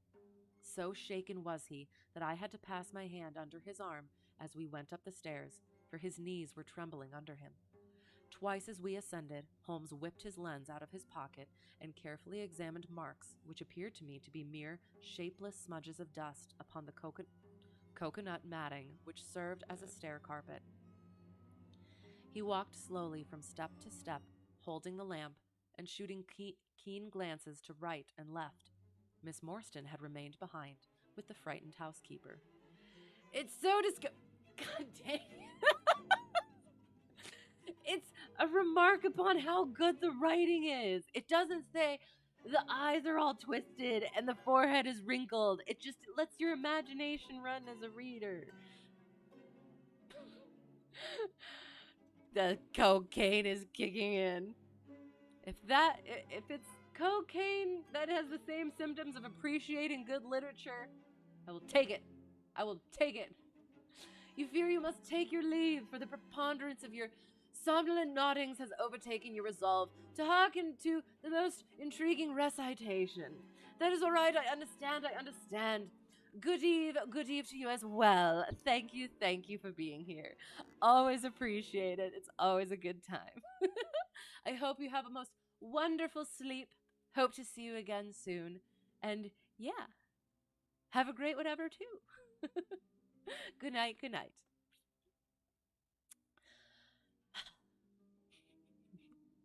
Freaking cocaine.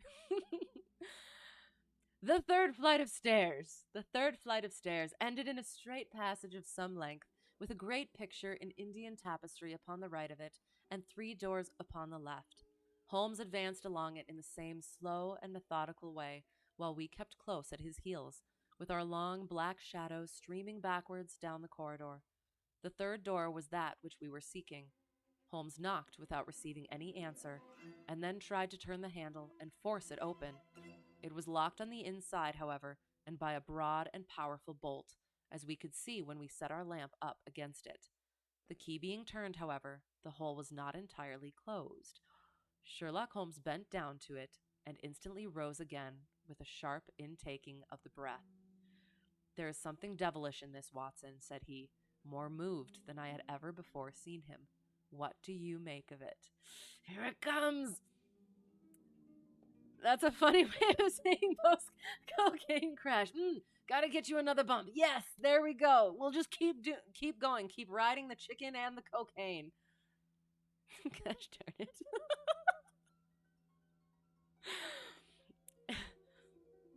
I stooped to the hole and recoiled in horror. Moonlight was streaming into the room, and it was bright with a vague and shifty radiance. Looking straight at me, and suspended, as it were, in the air, for all beneath was in shadow, there hung a face. The very face of our companion Thaddeus. I forgot about that. There was the same high, shining head, the same circular bristle of red hair, the same bloodless countenance. The features were set, however, in a horrible smile, a fixed and unnatural grin, which in that still and moonlit room was more jarring to the nerves than any scowl or contortion. So like was the face to that of our little friend that I looked round at him to make sure that he was indeed with us. Then I recalled to mind that he had mentioned to us that his brother and he were twins. Ooh, so good. And it doesn't disappoint, too. The description without giving a description, the descriptiveness without giving too much description did not disappoint. Ooh, hanging in midair in the moonlight and smiling strangely. "This is terrible," I said to Holmes. "What is to be done?" "The door must come down," he answered, and springing against it, he put all his weight upon the lock. It creaked and groaned, but did not yield. Together we flung ourselves upon it once more, and this time it gave way with a sudden snap, and we found ourselves within Bartholomew Sholto's chamber. It appeared to have been fitted up as a chemical laboratory. A double line of glass-stoppered bottles was drawn up upon the wall opposite the door, and the table was littered over with Bunsen burners, test tubes, and retorts. In the corners stood carboys of acid in wicker baskets. One of these appeared to leak or to have been broken, for a stream of dark-colored liquid had trickled out from it, and the air was heavy with a peculiarly pungent, tar-like odor. A set of steps stood at one side of the room, in the midst of a litter of lath and plaster, and above them there was an opening in the ceiling large enough for a man to pass through. At the foot of the steps a long coil of rope was thrown carelessly together. By the table, in a wooden armchair, the master of the house was seated all in a heap, with his head sunk upon his left shoulder, and that ghastly, inscrutable smile upon his face. He was stiff and cold, and had clearly been dead many hours. It seemed to me that not only his features, but all his limbs were twisted and turned in the most fantastic fashion. By his hand upon the table there lay a peculiar instrument, a brown, close-grained stick, with a stone head like a hammer, rudely lashed on with coarse twine. Beside it was a torn sheet of notepaper with some words scrawled upon it. Holmes glanced at it and then handed it to me. "You see," he said, with a significant raising of the eyebrows. In the light of the lantern, I read, with a thrill of horror, the sign of the four. "In God's name, what does it all mean?" I asked. "It means murder," said he, stooping over the dead man. "Ah, I expected it. Look here." He pointed to what looked like a long, dark thorn stuck in the skin just above the ear. "It looks like a thorn," said I. "It is a thorn. You may pick it out, but be careful, for it is poisoned." I took it up between my finger and thumb. It came away from the skin so readily that hardly any mark was left behind. One tiny speck of blood showed where the puncture had been. "This is all an insoluble mystery to me," said I. "It grows darker instead of clearer." "On the contrary," he answered, "it clears every instant. I only require a few missing links to have an entirely connected case." We had almost forgotten our companion's presence since we entered the chamber. Oops. Hey, your brother's dead in a most fantastic way, and murder, and yeah. Welcome. We had almost forgotten our companion's presence since we entered the chamber. He was still standing in the doorway, the very picture of terror, wringing his hands and moaning to himself. Suddenly, however, he broke out into a sharp, querulous cry. "The treasure is gone," he said. "They have robbed him of the treasure. There is the hole through which we lowered it. I helped him to do it. I was the last person who saw him. I left him here last night, and I heard him lock the door as I came downstairs." "What time was that?" "It was 10 o'clock. And now he is dead, and the police will be called in, and I shall be suspected of having had a hand in it. Oh, yes, I am sure I shall. But you don't think so, gentlemen? Surely you don't think that it was I? Is it likely that I would have brought you here if it were I? Oh dear, I know that I shall go mad." He jerked his arms and stamped his feet in a kind of convulsive frenzy. Well, now we know how the other brother got all jerked into convulsions. "You have no reason for fear, Mr. Sholto," said Holmes kindly, putting his hand upon his shoulder. "Take my advice and drive down to the station to report this matter to the police. Offer to assist them in every way. We shall wait here until your return." The little man obeyed in a half-stupefied fashion, and we heard him stumbling down the stairs in the dark. End of chapter 5. Murder in the most horrific manner. Kind of, ish. Or at least the aftermath of it. Yeah. in a most horrific manner. There we go. Ooh, good stuff though. And thievery. Murder and thievery. Always a good combination.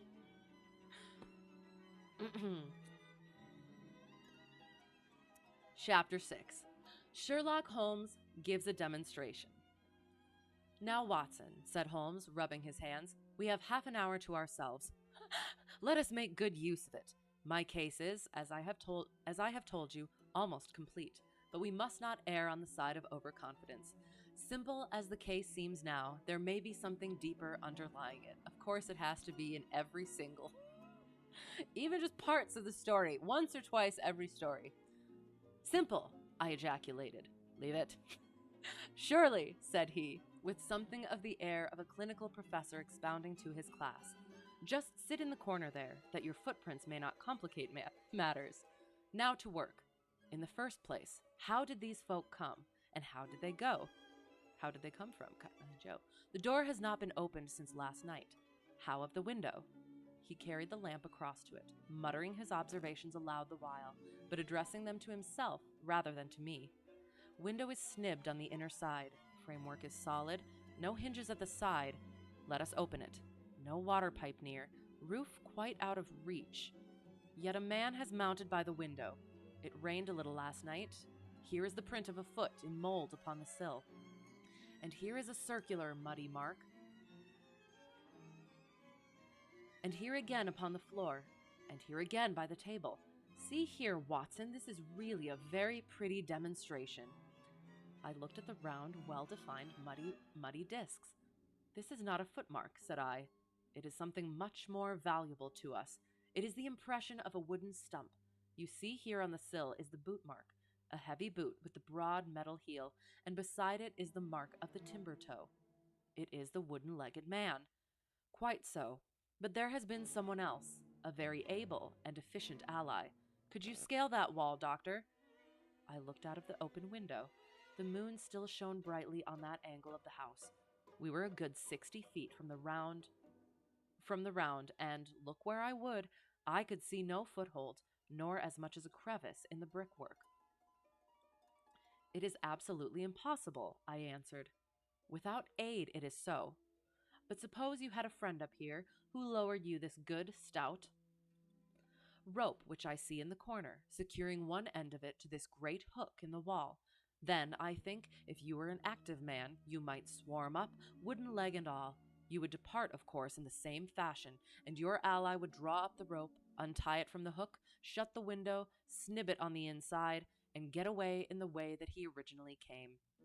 As a minor point it may be noted, he continued, fingering the rope, that our wooden-legged friend, though a fair climber, was not a professional sailor. His hands were far from horny. My lens discloses more than one blood mark, especially towards the end of the rope, from which I gather that he slipped down with such velocity that he took the skin off his hand. This is all very well, said I, but the thing becomes more unintelligible than ever. How about this mysterious ally? How came he into the room? Yes, the ally, repeated Holmes pensively. There are features of interest about this ally.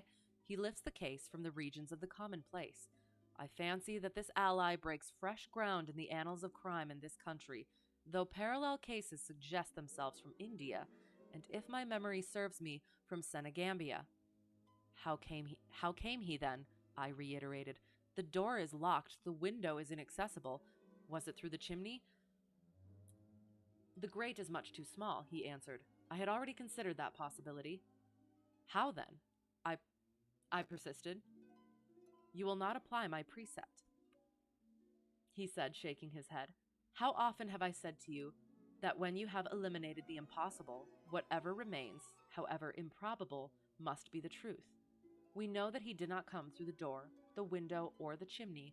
We also know that he could not have been concealed in the room, as there is no concealment possible. Whence, then, did he come? He came through the hole in the roof, I cried. Of course he did.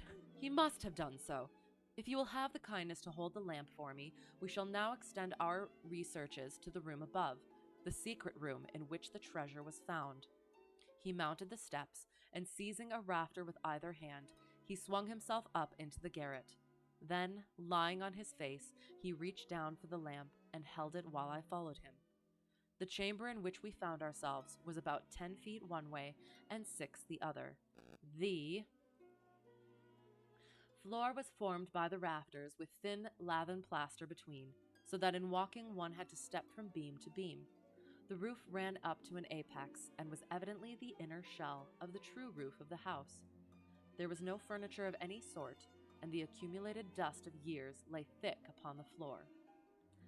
Here you are, you see, said Sherlock Holmes, putting his hand against the sloping wall.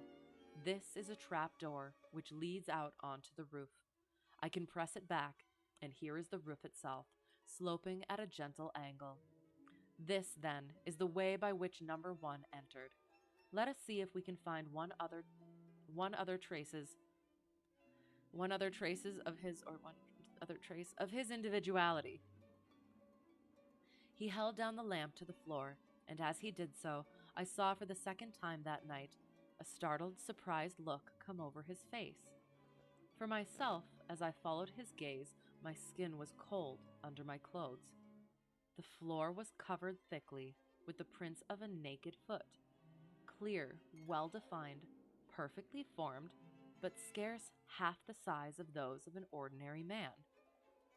Holmes, I said in a whisper, a child has done the horrid thing.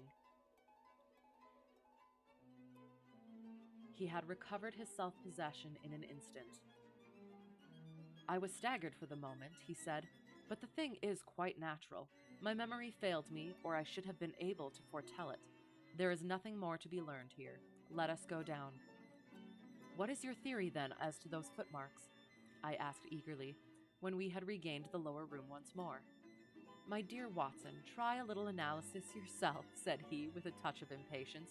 You know my methods. Apply them, and it will be instructive to compare results. I cannot conceive anything which will cover the facts, I answered. It will be clear enough to you soon, he said, in an offhand way. I think that there is nothing else of importance here, but I will look.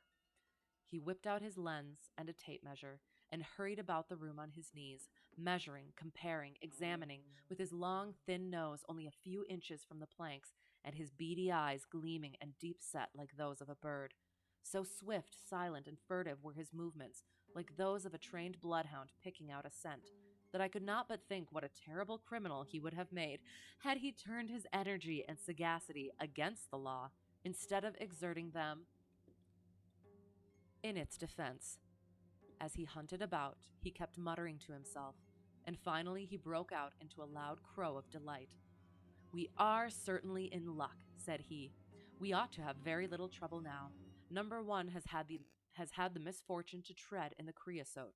You can see the outline of the edge of his small foot here at the side of this evil-smelling mess. The carboy has been cracked, you see, and the stuff has leaked out. What then? I asked. Why, we have got him, that's all, said he. That's all, said he. I know a dog that would follow that scent to the world's end. If a pack can track a trailed herring across a shire, how far can a specially trained hound follow so pungent a smell as this? It sounds like a sum in the rule of three. The answer should give us the... But hello, here are the accredited representatives of the law. I know a dog. I know a dog. Also, pretty sure that this one is the Great Mouse Detective. This is the story that it was based off of. The wooden leg and the hound that can track a scent. I'm just saying. I'm pretty sure. Heavy steps and the clamor of loud voices were audible from below, and the hall door shut with a loud crash. Before they come, said Holmes, just put your hand here on this poor fellow's arm, and here on his leg. What do you feel? The muscles are as hard as a board, I answered. Quite so. They are in a state of extreme contraction, far exceeding the usual rigor mortis. Coupled with this distortion of the face, this Hippocratic smile, or risus sardonicus, as the old writers called it, what conclusion would it suggest to your mind? Death from some powerful vegetable alkaloid, I answered. Some strychnine-like substance which would produce tetanus. Interesting how that came about earlier. That was the idea which occurred to me the instant I saw the drawn muscles of the face. Oh, that's why he's smiling. On getting into the room, I at once looked for the means by which the poison had entered the system. As you saw, I discovered a thorn which had been driven, or shot, with no great force, into the scalp. You observe that the part struck was that which would be turned towards the hole in the ceiling if the man were erect in his chair. Now examine the thorn. I took it up gingerly and held it in the light of the lantern. It was long, sharp, and black, with a glazed look near the point, as though some gummy substance had dried upon it. The blunt end had been trimmed and rounded off with a knife. Is that an English thorn? He asked. No, it certainly is not. With all these data, you should be able to draw some just inference, but here are the regulars, so the auxiliary forces may beat a retreat. As he spoke, the steps which had been coming nearer sounded loudly on the passage, and a very stout, portly man in a gray suit strode heavily into the room. He was red-faced, burly, and plethoric. Plethoric? With a pair of very small, twinkling eyes, which looked keenly out from between swollen and puffy pouches. He was closely followed by an inspector in uniform and by the still palpitating Thaddeus Sholto. "Here's a business," he cried in a muffled, husky voice. "Here's a pretty business. But who are all these? Why, the house seems to be as full as a rabbit warren." "I think you must recollect me, Mr. Athelney Jones," said Holmes quietly. "Why, of course I do," he wheezed. "It's Mr. Sherlock Holmes, the theorist. Remember you? I'll never forget how you lectured us all on causes and inferences and effects in the Bishopgate jewel case. It's true you set us on the right track, but you'll own now that it was more by good luck than good guidance. It was a piece of very simple reasoning. Oh, come now, come. Never be ashamed to own up. But what is all this? Bad business, bad business. Stern facts here. No room for theories." Infuriating. How lucky that I happened to be out at Norwood over another case. I was at the station when the message arrived. What do you think the man died of? "Oh, this is hardly a case for me to theorize over," said Holmes dryly. No, still, we can't deny that you hit the nail on the head sometimes. Dear me, door locked, I understand. Jewels worth $500,000 missing. How is the window?" "Fastened, but there are steps on the sill." Well, if it was fastened, the steps could have nothing to do with the matter. That's common sense. Man might have died in a fit, but then the jewels are missing. Ha, I have a theory. Oh, now you get to theorize. These flashes come upon me oh God. These flashes come upon me at times. Just step outside, Sergeant, and you, Mr. Sholto. Your friend can remain. What do you think of this, Holmes? Sholto was, on his own confession, with his brother last night. The brother died in a fit, on which Sholto walked off with the treasure. How's that?" On which the dead man very considerately got up and locked the door on the inside. There's a flaw there. Let us apply common sense to the matter. This Thaddeus Sholto was with his brother. There was a quarrel, so much we know. The brother is dead, and the jewels are gone. So much also we know. No one saw the brother from the time Thaddeus left him. His bed had not been slept in. Thaddeus is evidently in a most disturbed state of mind. His appearance is, well, not attractive. Very good detectiving. You see that I am weaving my web around Thaddeus. The net begins to close upon him. "You are not quite in possession of the facts yet," said Holmes. "This splinter of wood, which I have every reason to believe to be poisoned, was in the man's scalp where you still see the mark. This card, inscribed as you see it, was on the table, and beside it lay this rather curious stone-headed instrument. How does all that fit into your theory?" "I forgot about the stone-headed instrument." "Confirms it in every respect," said the fat detective pompously. "House is full of Indian curiosities. Thaddeus brought this up, and if this splinter be poisonous, Thaddeus may as well have made murderous use of it as any other man. The card is some hocus-pocus, a blind as like as not. The only question is, how did he depart? Ah, of course, here is a hole in the roof." With great activity, considering his bulk, he sprang up the steps and squeezed through into the garret. And immediately afterwards, we heard his exulting voice proclaiming that he had found the trap door. "He can find something," remarked Holmes, shrugging his shoulders. "He has occasional glimmerings of reason.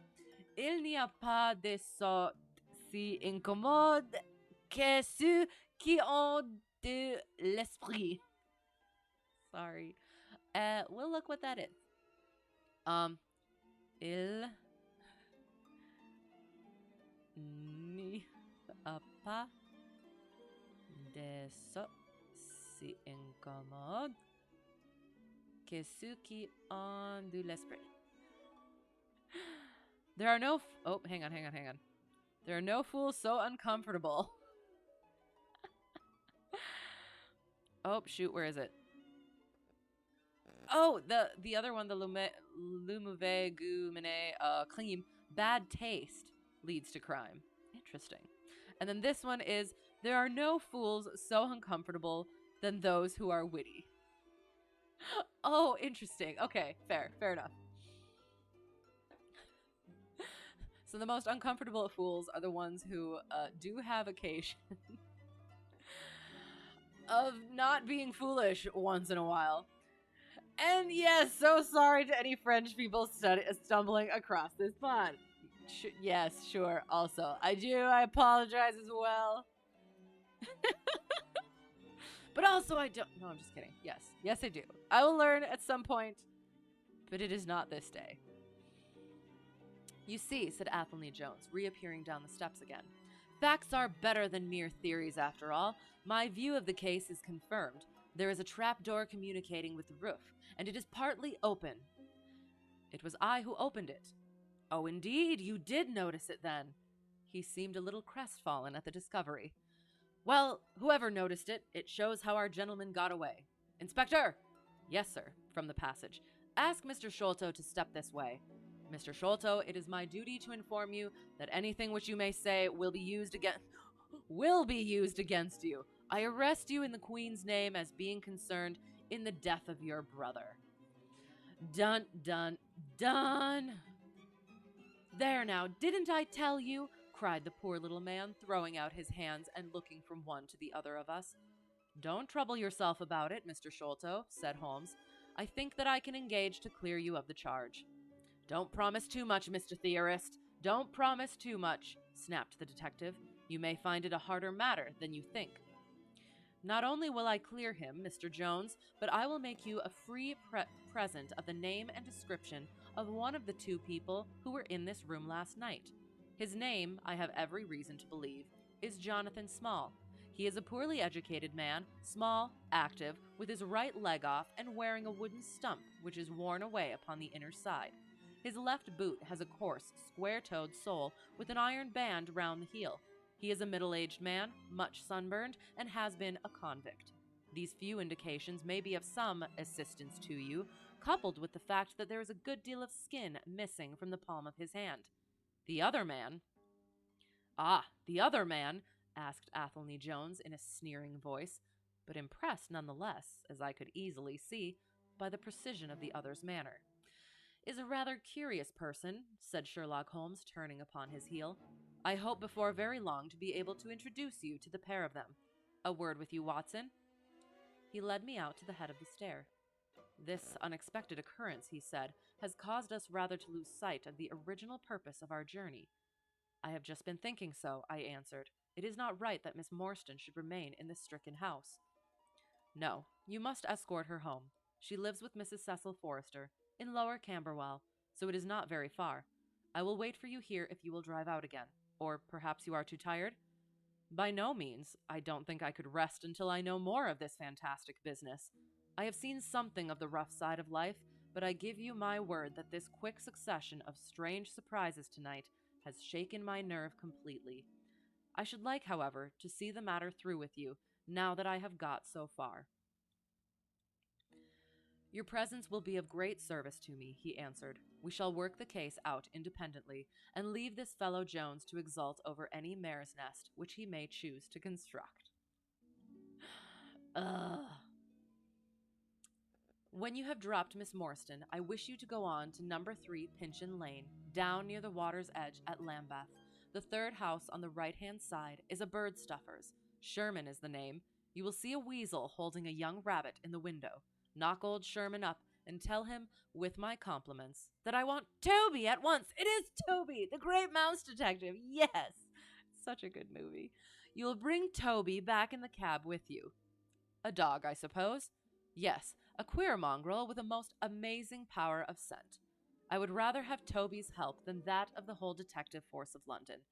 I shall bring him then, said I. It is 1 now. I ought to be back before 3, if I can get a fresh horse.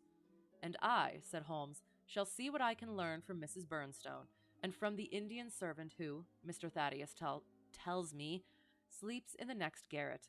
Then I shall study the great Jones's methods, and listen to his not too delicate sarcasms. Wir sind gewohnt, I guess apologies to any Germans.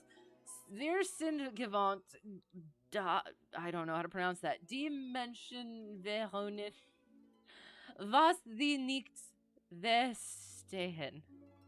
Goth is always pithy. There it is. German. We are used to people mocking what they do not understand. Let's just send a warning to all of Europe. Yes, there we go. Apologies for my horrible pronunciation of languages that I do not speak. I'm sorry.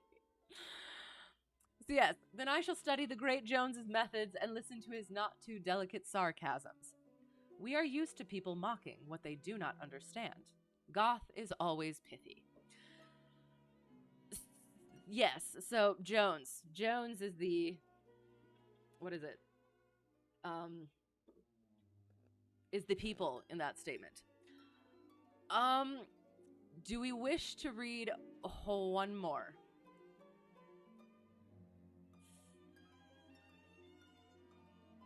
I think we'll get one more in. All right. It's not too long. So, and then we'll be right at the halfway point. So we shall finish next Thursday. But first we shall get through this one. Chapter 7. So that was end of chapter 6. Beginning of chapter 7. The episode of the barrel. Plus, I'm hoping that we meet the dog. The police had brought a cab with them, and in this I escorted Miss Morstan back to her home. After the angelic fashion of women, she had borne trouble with a calm face as long as there was someone weaker than herself to support, and I had found her bright and placid by the side of the frightened housekeeper. In the cab, however, she first turned faint, and then burst into a passion of weeping. So sorely had she been tried by the adventures of the night. She has told me since that she thought me cold and distant upon that journey. She little guessed the struggle within my breast, or the effort of self-restraint which held me back. My sympathies and my love went out to her, even as my hand had in the garden. I felt that years of the conventionalities of life could not teach me to know her sweet, brave nature as had this one day of strange experiences. Yet there were two thoughts which sealed the words of affection upon my lips. She was weak and helpless, shaken in mind and nerve. It was to take her at a disadvantage, to obtrude love upon her at such a time. Worse still, she was rich. If Holmes's researches were successful, she would be an heiress. Was it fair? Was it honorable that a half-pay surgeon should take such advantage of an intimacy which chance had brought about? Might she not look upon me as a mere vulgar fortune-seeker? I could not bear to risk that such a thought should cross her mind.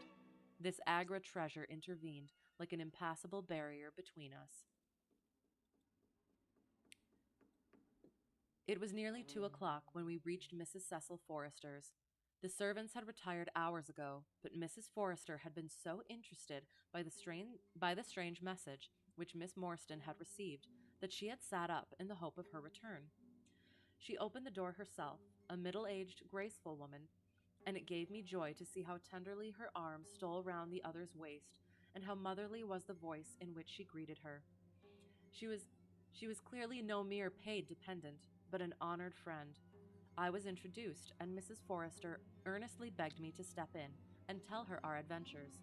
I explained, however, the importance of my errand, and promised faithfully to call and report any progress which we might make with the case. As we drove away, I stole a glance back, and I still seemed to see that little group on the step, the two graceful, clinging figures, the half-open door, the hall light shining through stained glass, the barometer, and the bright stair rods. It was soothing to catch even that passing glimpse of a tranquil English home, in the midst of the wild, dark business which had absorbed us. And the more I thought of what had happened, the wilder and darker it grew. I reviewed the whole extraordinary sequence of events as I rattled on through the silent gaslit streets. There was the original problem, that at least was pretty clear now. The death of Captain Morstan, the sending of the pearls, the advertisement, the letter. We had had light upon all those events. They had only led us, however, to a deeper and far more tragic mystery. The Indian treasure, the curious plan found among Morstan's baggage, the strange scene at Major Sholto's death, the rediscovery of the treasure immediately followed by the murder of the discoverer, the very singular accompaniments to the crime, The footsteps, the remarkable weapons, the words upon the card, corresponding with those upon Captain Morstan's chart. Here was indeed a labyrinth in which a man less singularly endowed than my fellow lodger might well despair of ever finding the clue. Pinchin Lane was a row of shabby two-storied brick houses in the lower quarter of Lambeth. I had to knock for some time at number 3 before I could make my impression. At last, however, there was the glint of a candle behind the blind, and a face looked out at the upper window. "Go on, you drunken vagabond!" Is it supposed to be vagabond? Said the face. "If you kick up any more row, I'll row, yes. If you kick up any more row, I'll open the kennels and let out 43 dogs upon you." "I'll take it." "If you'll let one out, it's just what I have come for," said I. "Go on," yelled the voice. "So help me gracious, I have a wiper in the bag, and I'll drop it on your head if you don't hook it." "But I want a dog," I cried. "I won't be argued with," shouted Mr. Sherman. "Now stand clear, for when I say 3, down goes the wiper." "Mr. Sherlock Holmes," I began, but the words had a most magical effect, for the window instantly slammed down, and within a minute the door was unbarred and open. Mr. Sherman was a lanky, lean old man, with stooping shoulders, a stringy neck, and blue-tinted glasses. "Oop, there. A friend of Mr. Sherlock is always welcome," said he. "Step in, sir. Keep clear of the badger, for he bites. Ah, naughty, naughty, would you take a nip at the gentleman?" This to a stoat, which thrust its wicked head and red eyes between the bars of its cage. "Don't mind that, sir. It's only a slow worm. It ain't got no fangs, so I gives it the run of the room, for it keeps the beetles down. You must not mind my being just a little short wi' ya at first, for I'm guyed at by the children, and there's many a one just comes down this lane to knock me up. What was it that Mr. Sherlock Holmes wanted, sir?" "He wanted a dog of yours." "Ah, that would be Toby." "Yes, Toby was the name." "Toby lives at number 7 on the left here." He lives at number 7. He moved slowly forward with his candle among the queer animal family which he had gathered round him. In the uncertain, shadowy light, I could see dimly that there were glancing, glimmering eyes peeping down at us from every cranny and corner. Even the rafters above our heads were lined by solemn fowls, who lazily shifted their weight from one leg to the other as our voices disturbed their slumbers. Toby proved to be an ugly, long-haired, lop-eared creature, half spaniel and half lurcher, brown and white in color, with a very clumsy, waddling gait. So cute. It accepted, after some hesitation, a lump of sugar, which the old naturalist handed to me, and, having thus sealed an alliance, it followed me to the cab, and made no difficulties about accompanying me. It had just struck 3 on the palace clock when I found myself back once more at Pondicherry Lodge. The ex-prize fighter McMurdo had, I found, been arrested as an accessory, and both he and Mr. Sholto had been marched off to the station. 2 constables guarded the narrow gate, but they allowed me to pass with the dog on my mentioning the detective's name. Holmes was standing on the doorstep with his hands in his pockets, smoking his pipe. "Ah, you have him there," said he. "Good dog, then. Athelney Jones has gone. We have had an immense display of energy since you left. He has arrested not only friend Thaddeus, but the gatekeeper, the housekeeper, and the Indian servant. We have the place to ourselves, but for a sergeant upstairs. Leave the dog here and come up." We tied Toby to the hall table and reascended the stairs. I don't want to leave the puppy. The room was as he had left it, save that a sheet had been draped over the central figure. A weary-looking police sergeant reclined in the corner. "Lend me your bullseye, sergeant," said my companion. "Now tie this bit of card round my neck so as to hang it in front of me. Thank you. Now I must kick off my boots and stockings. Just you carry them down with you, Watson. I am going to do a little climbing. And dip my handkerchief into the creosote. That will do. Now come up into the garret with me for a moment." We clambered up through the hole. Holmes turned his light once more upon the footsteps in the dust. "I wish you particularly to notice these footmarks," he said. "Do you observe anything noteworthy about them?" They belong, I said, to a child or a small woman. Apart from their size, though, is there nothing else? They, they appear to be much as other footmarks? Not at all. Look here. This is the print of a right foot in the dust. Now I make one with my naked foot beside it. What is the chief difference? Your toes are all cramped together. The other print has each toe distinctly divided. Quite so. That is the point. Bear that in mind. Now, would you kindly step over to that flap window and smell the edge of the woodwork? I shall stay here, as I have this handkerchief in my hand. I did as he directed and was instantly conscious of a strong, tarry smell. That is where he put his foot in getting out. If you can trace him, I should think that Toby will have no difficulty. Now run downstairs, loose the dog, and look out for Blondin? What? By the time that I got out into the grounds, Sherlock Holmes was on the roof, and I could see him, like an enormous glowworm, crawling very slowly along the ridges. I lost the descriptions. I lost sight of him behind a stack of chimneys, but he presently reappeared and then vanished once more upon the opposite side. When I made my way round, there I found him seated at one of the corner eaves. "That you, Watson?" he cried. "Yes. This is the place. What is that black thing down there?" "A water barrel." "Top on it?" "Yes." "No sign of a ladder?" "No." "Ah. Confound the fellow. It's a most breakneck place. I ought to be able to come down where he could climb up. The water pipe feels pretty firm. Here goes anyhow. Oh no." There was a scuffling of feet, and the lantern began to come steadily down the side of the wall. Then with a light spring he came onto the barrel, and from there to the earth. It was easy to follow him, he said, drawing on his stockings and boots. Tiles were loosened the whole way along, and in his hurry he had dropped this. It confirms my diagnosis, as you doctors express it. The object which he held up to me was a small pocket or pouch woven out of colored grasses and with a few tawdry beads strung round it. In shape and size, it was not unlike a cigarette case. Inside were half a dozen spines of dark wood, sharp at one end and rounded at the other, like that which had struck Bartholomew Sholto. "They are hellish things," said he. "Look out that you don't prick yourself. I'm delighted to have them, for the chances are that they are all he has. There is the less fear of you or me finding one in our skin before long. I would sooner face a martini bullet myself. Are you game for a 6-mile trudge, Watson?" "Certainly," I answered. "Your leg will stand it?" "Oh, yes." "Here you are, doggy. Good old Toby. Smell it, Toby. Smell it." He pushed the creosote handkerchief under the dog's nose, while the creature stood with its fluffy legs separated, and with a most comical cock to its head, like a connoisseur sniffing the bouquet of a famous vintage. Oh my God.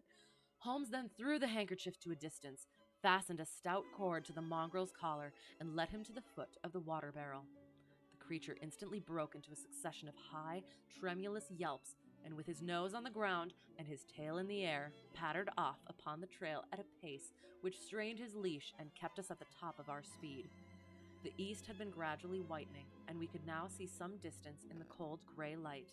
The square, massive house, with its black, empty windows and high, bare walls, towered up, sad and forlorn behind us. Our course led right across the grounds, in and out among the trenches and pits with which they were scarred and intersected. The whole place, with its scattered dirt heaps and ill-grown shrubs, had a blighted, ill-omened look which harmonized with the black tragedy which hung over it.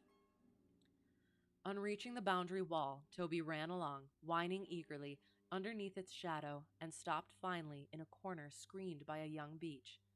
Where the two walls joined, several bricks had been loosened, and the crevices left were worn down and rounded upon the lower side, as though they had frequently been used as a ladder. Holmes clambered up, and taking the dog from me, he dropped it over upon the other side. "There's the print of Wooden-leg's hand," he remarked, as I mounted up beside him. "You see the slight smudge of blood upon the white plaster. What a lucky thing it is that we have had no very heavy rain since yesterday. The scent will lie upon the road in spite of their 8 and 20 hours' start.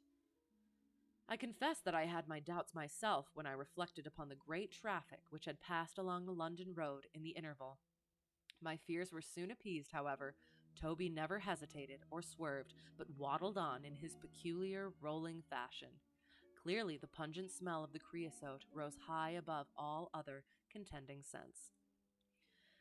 "Do not imagine," said Holmes, "that I depend for my success in this case upon the mere chance of one of these fellows having put his foot in the chemical. I have knowledge now which would enable me to trace them in many different ways. This, however, is the readiest, and, since fortune has put it into our hands, I should be culpable if I neglected it. It has, however, prevented the case from becoming the pretty little intellectual problem which it at one time promised to be. There might have been some credit to be gained out of it, but for this too palpable clue." "There is credit and to spare," said I. "I assure you, Holmes, that I marvel at the means by which you obtain your results in this case even more than I did in the Jefferson Hope murder. The thing seems to me to be deeper and more inexplicable. How, for example, could you describe with such confidence the wooden-legged man?"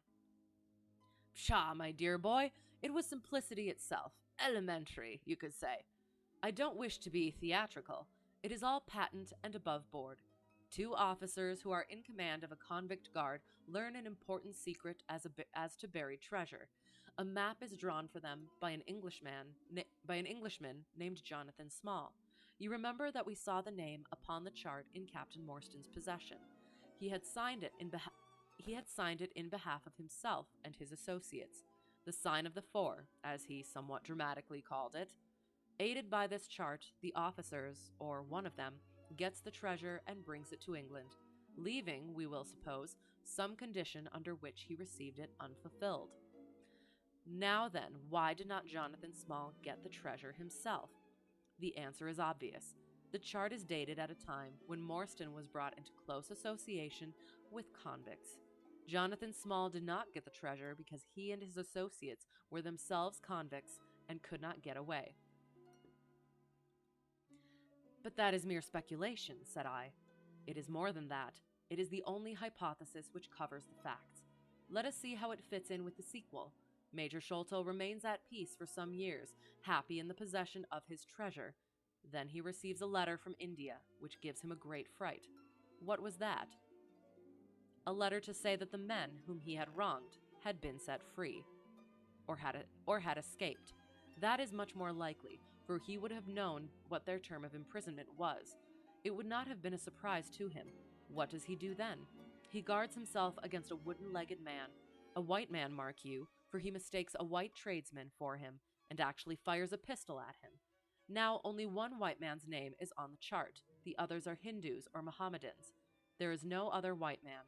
Therefore, we may say with confidence that the wooden-legged man is identical with Jonathan Small. Does the reasoning strike you as being faulty?" "No, it is clear and concise." "Well now, let us put ourselves in the place of Jonathan Small. Let us look at it from his point of view. He comes to England with the double idea of regaining what he would consider to be his rights, and of having his revenge upon the man who had wronged him. He found out where Sholto lived, and very possibly he established communications with someone inside the house. There is this butler, Lal Rao, whom we have not seen. Mrs. Burnstone gives him far from a good character. Small could not find out, however, where the treasure was hid, for no one ever knew, save the Major and one faithful servant who had died. Suddenly Small learns that the Major is on his deathbed. In a frenzy, lest the secret of the treasure die with him, he runs the gauntlet of the guards, makes his way to the dying man's window, and is only deterred from entering by the presence of his two sons. Mad with hate, however, against the dead man, he enters the room that night, searches his private papers in the hope of discovering some memorandum relating to the treasure, and finally leaves a memento of his visit in the short inscription upon the card. He had doubtless planned beforehand that should he slay the Major, he would leave some such record upon the body, as a sign that it was not a common murder, but, from the point of view of the four associates, something in the nature of an act of justice. Whimsical and bizarre conceits of this kind are common enough in the annals of ah, in the annals of crime, and usually afford valuable indications as to the criminal. Do you follow all this? Very clearly. Now, what could Jonathan Small do? He could only continue to keep a secret watch upon the efforts made to find the treasure. Possibly he leaves England and only comes back at intervals. Then comes the discovery of the garret, and he is instantly informed of it. We again trace the presence of some confederate in the household. Jonathan, with his wooden leg, is utterly unable to reach the lofty room of Bartholomew Sholto. He takes with him, however, a rather curious associate, who gets over this difficulty, but dips his naked foot in the creosote, whence come Toby, and a 6-mile limp for a half-pay officer with a damaged tendo Achilles. But it was the associate, and not Jonathan, who committed the crime. Quite so, and rather to Jonathan's disgust, to judge by the way he stamped about when he got into the room. He bore no grudge against Bartholomew Sholto, and would have preferred if he could have been simply bound and gagged. Oh no, he did not wish to put his head in a halter. There was no help for it, however. The savage instincts of his companion had broken out, and the poison had done its work. So Jonathan Small left his record, lowered the treasure box to the ground, and followed it himself. That was the train of events as far as I can decipher them. Of course, as to his personal appearance, he must be middle-aged and must be sunburned after serving his time in such an oven as the Andamans. His height is readily calculated from the length of his stride, and we know that he was bearded. His hairiness was the one point which impressed itself upon Thaddeus Sholto when he saw him at the window. I don't know that there is anything else. The associate. Ah, well, there is no great mystery in that, but you will know all about it soon enough. How sweet the morning air is. See how that one little cloud floats like a pink feather from some gigantic flamingo. Now the red rim of the sun pushes itself over the London cloud bank. It shines on a good many folk, but on none, I dare bet, who are on a stranger errand than you and I. How small we feel with our petty ambitions and strivings in the presence of the great elemental forces of nature. Are you well up on your Jean Paul? Fairly so. I worked back to him through Carlyle. Oh, yes. That was like following the brook to the parent lake. He makes one curious but profound remark.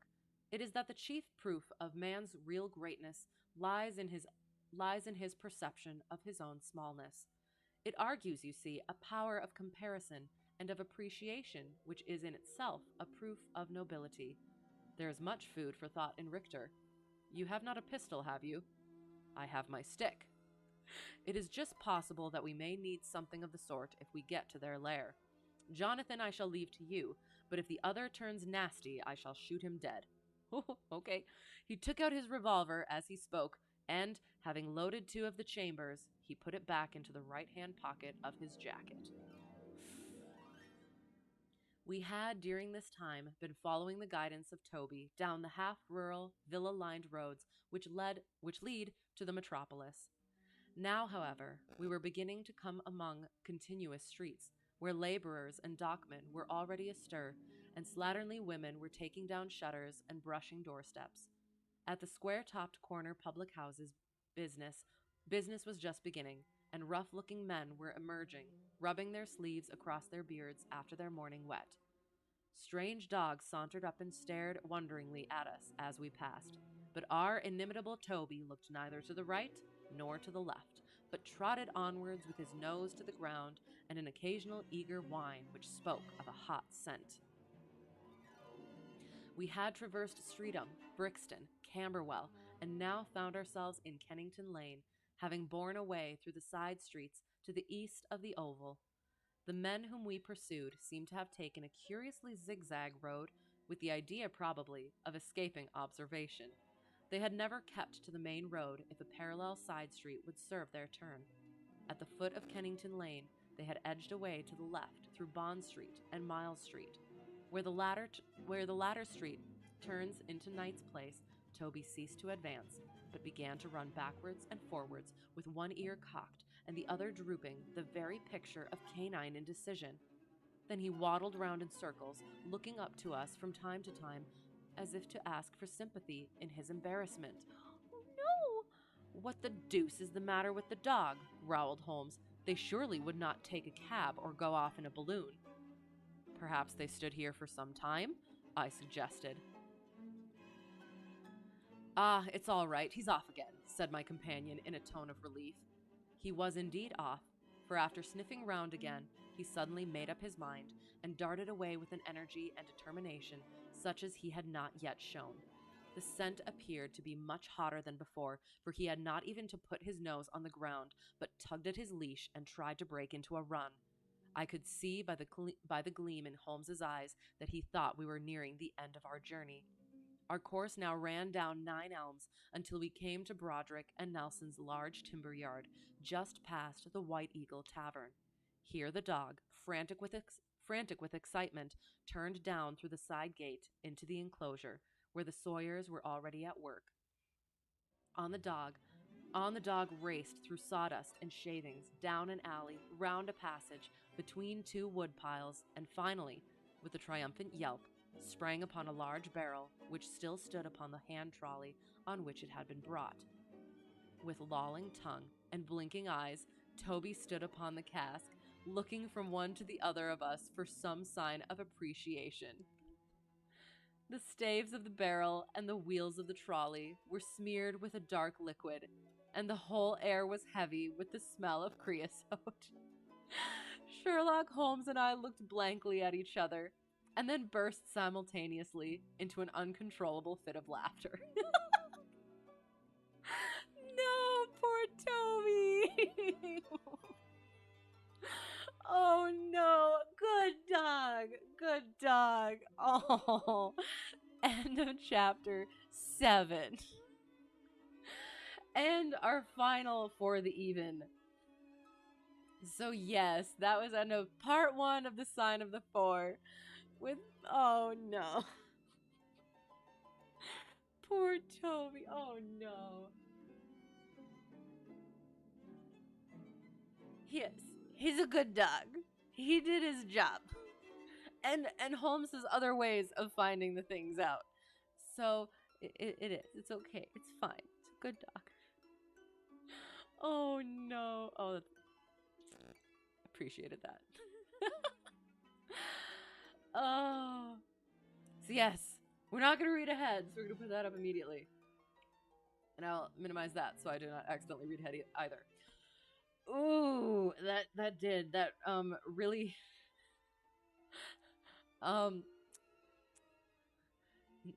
scratched my horror itch. It was good. It was very, yeah. It piques that imagination in just the right way.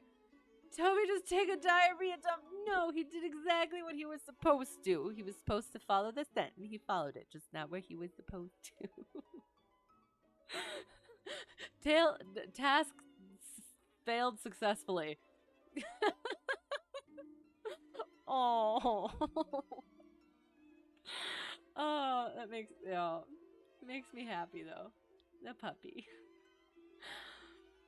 But yes, that will have to do it for the even. We have gotten to exactly the halfway point, I'm pretty sure.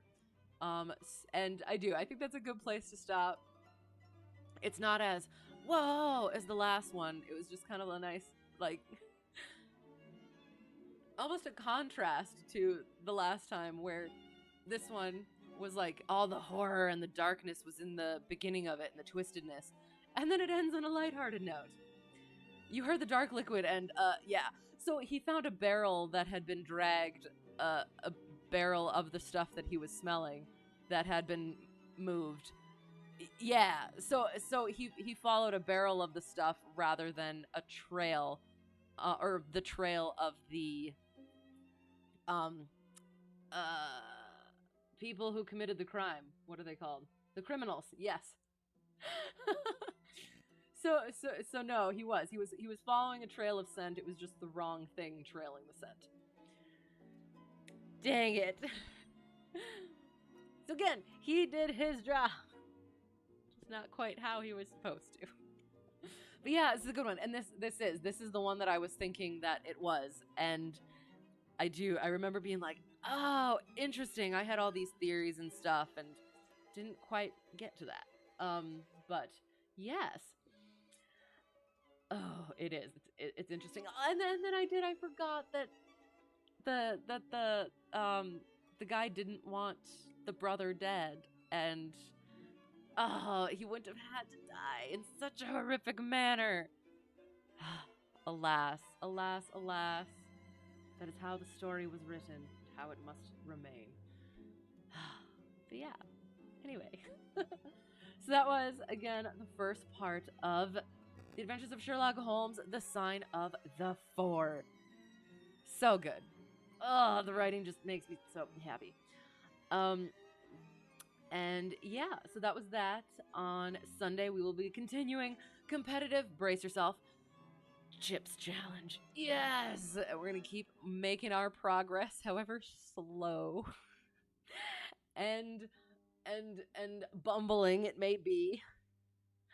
On Tuesday, we shall hopefully continue more VATSIM, more ATC VATSIM, although now I'm frightened of it again.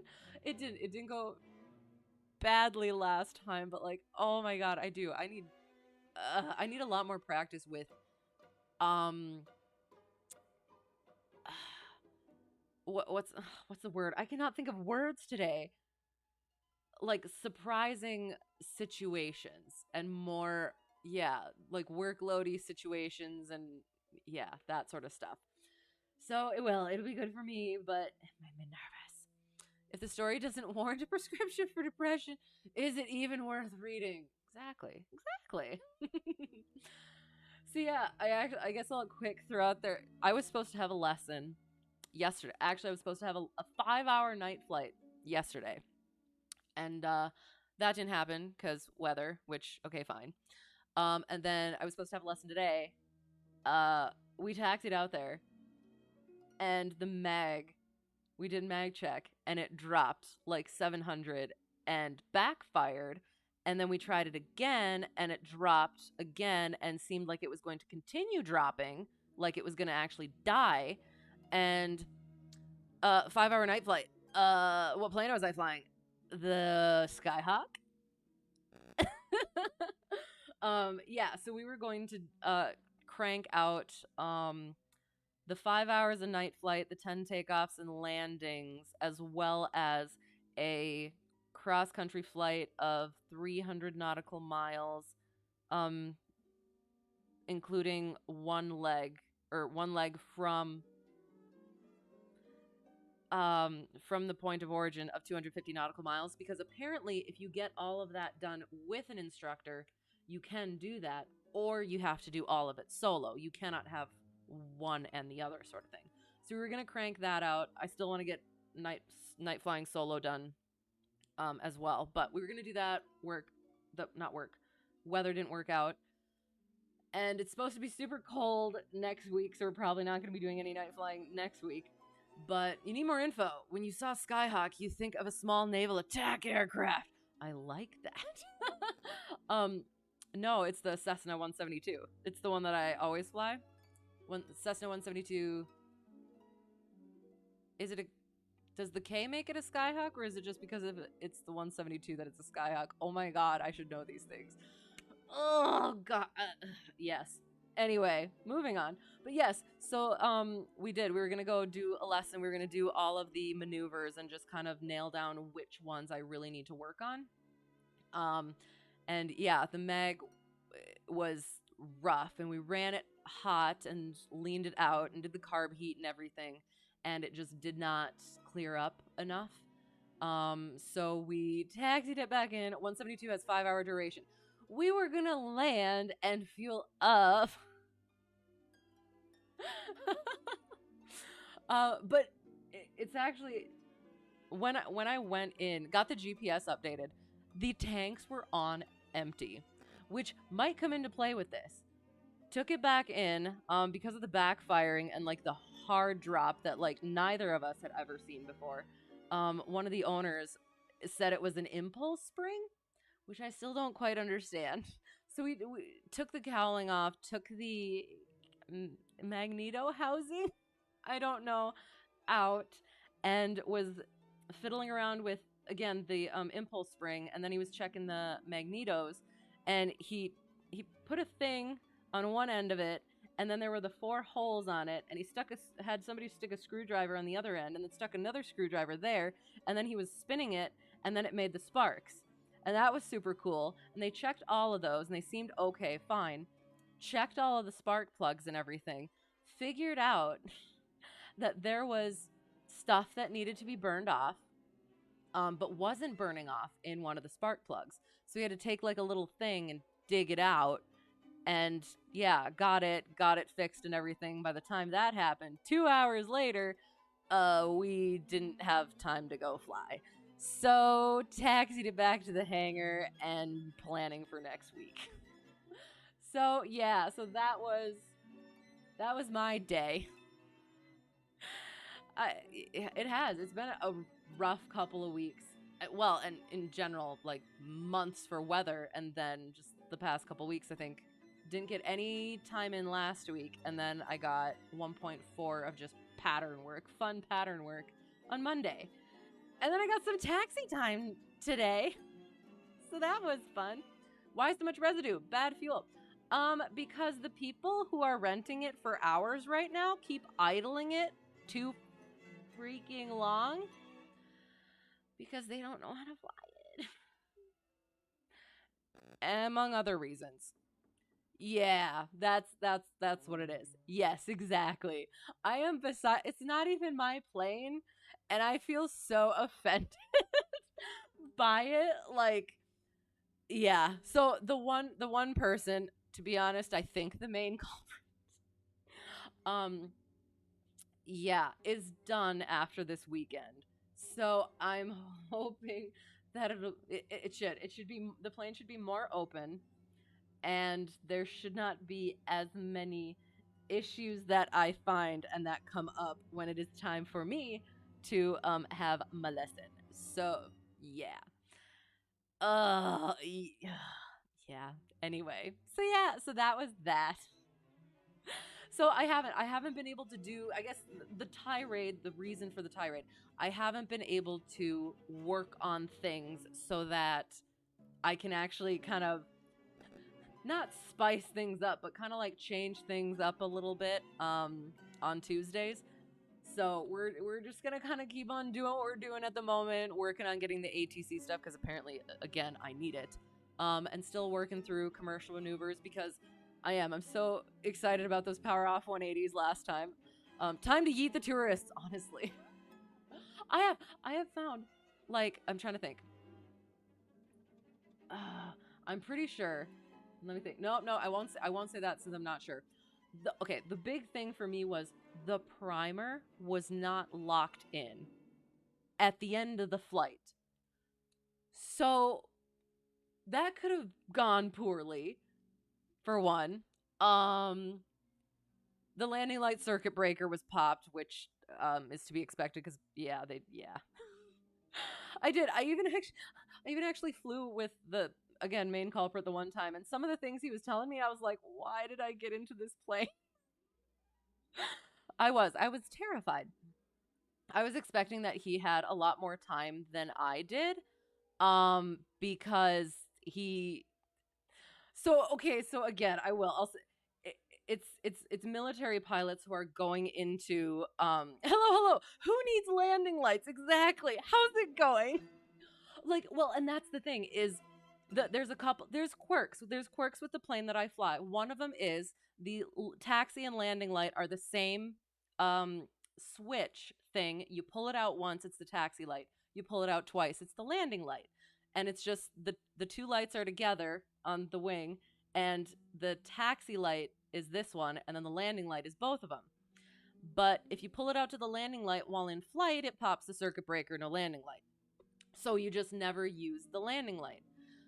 Apparently he didn't know that, and he did pop it when he was landing at night into my black hole of an airport.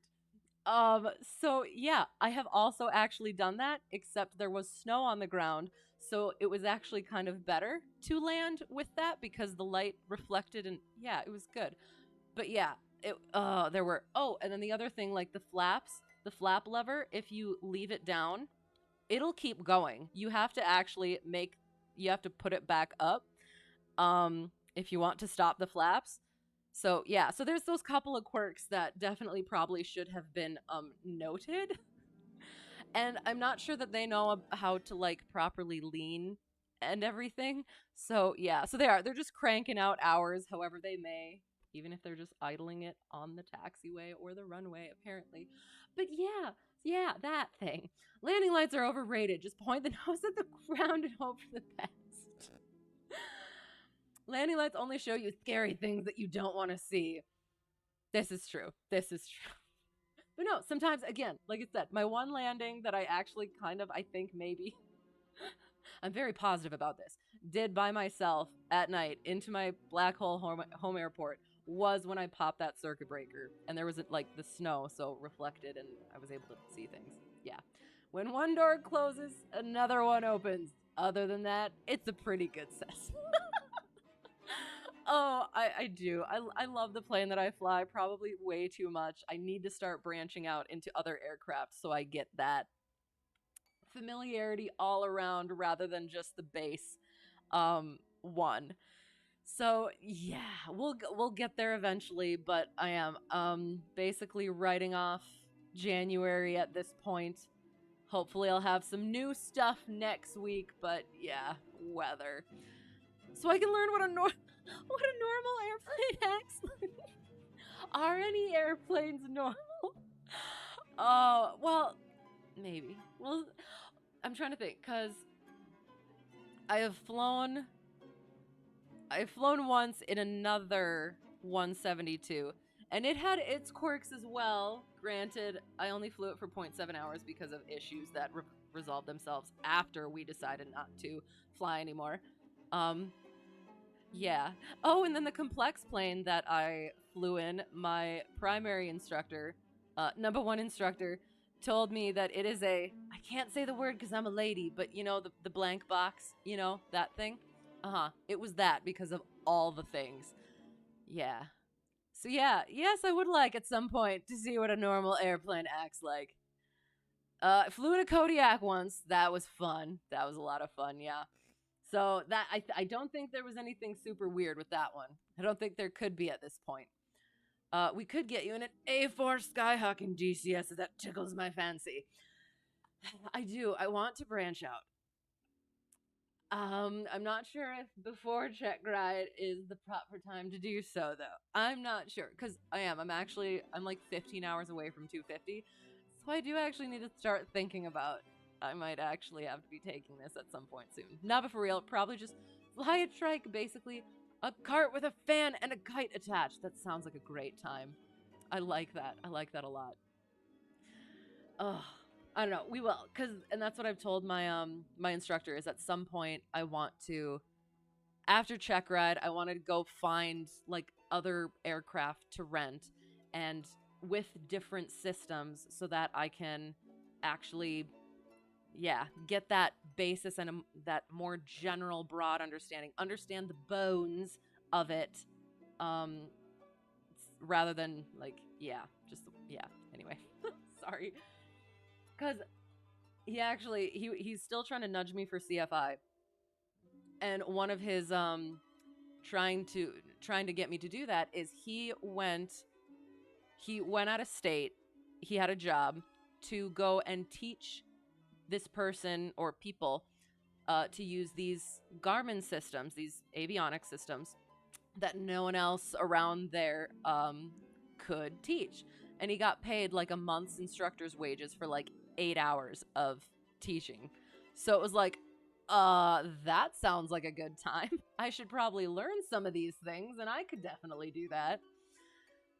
So yeah, and just being proficient and comfortable with stuff so that I could actually do a job and get a job once I actually have the ticket. Just paint the A4 white and orange, and then it's a TA4, and you're doing training for a high performance plane. I have my high performance endorsement. I should probably actually get more proficient in it. Sounds like when you put red rings on your lenses to make the optic performance better. Really? It works? Oh, interesting. Oh, but yeah, yeah, there's another plane that my instructor is gonna probably have us take on the 5 hour night cross country instead to kind of get me familiar with that stuff. It is a Skyhawk, but it has a constant speed prop, so it's got some. It's familiar, but just different enough. So yeah. So again, this is why it's like I don't have too much new stuff to bring out on the Tuesdays right now.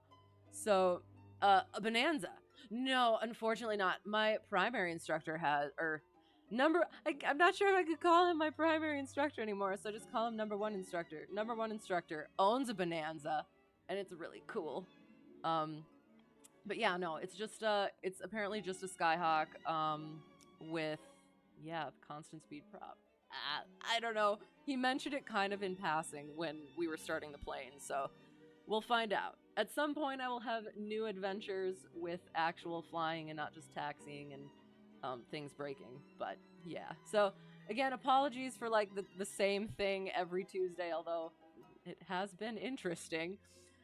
You put a red ring on it and it becomes a Canon L lens, which means it's better. All the performance, but not $2,000, of course. Right, okay. Well, I love those. I love that. Finding those like little ways of not having to pay money. Oh, yes. Love it.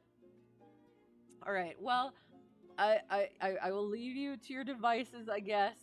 Again, Sunday, competitive chips challenge continues. Tuesday, more hopefully less eventful ATC flying. And of course, just general commercial maneuvers.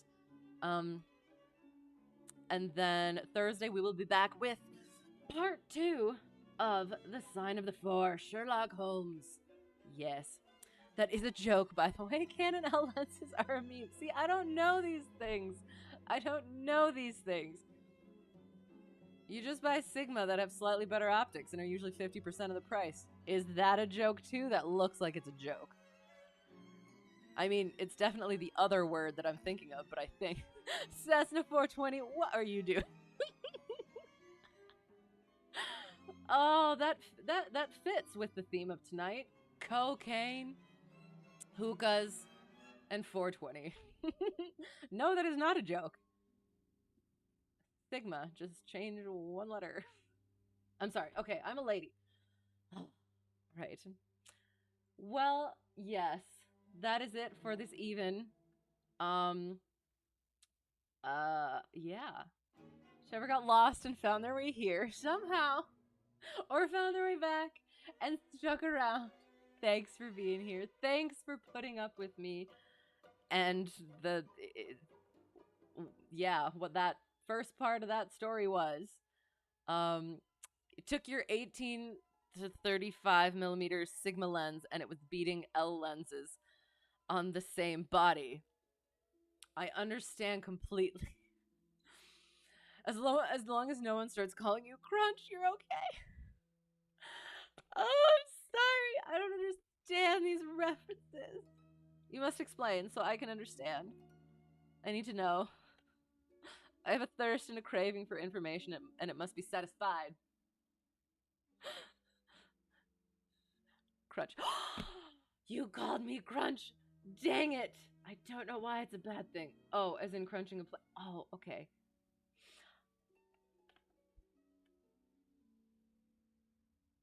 I have not done that yet. Well, I mean, for a while, I should say. Once I actually learned how to fly, I haven't been doing that. Okay. I hear if you do, you get the rank of captain. Sounds sweet. Ha ha ha ha ha ha. Mine's a stretch, sorry.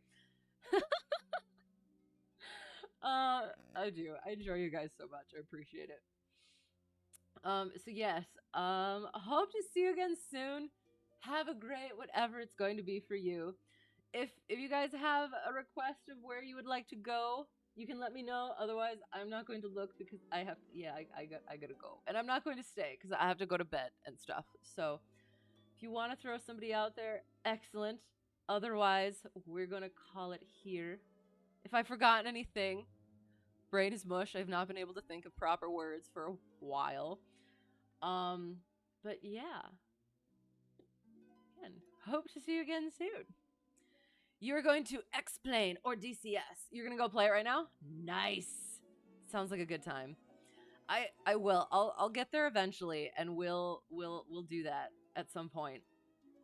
But yeah, you're gonna keep writing. You're on page 3. Excellent. Ugh, I'm very excited. It's coming along nicely. I can tell because you're on page 3 already. So yes. Excellent. Okay. Well, I will. We'll leave it there for this evening. Again, thank you for being here. Hope to see you again soon. Until next time, yeah. Feels like you're on page 40, considering how much you already covered, which is sometimes a good thing, because you don't want to put too much into it. So the more you put into the fewer pages, it makes it tighter. And I mentioned pages in there, so you can't take that out of context. But yes, good luck with that. Have a great time. And yeah, until next time. Thank you again. I can never say it enough. Thank you. And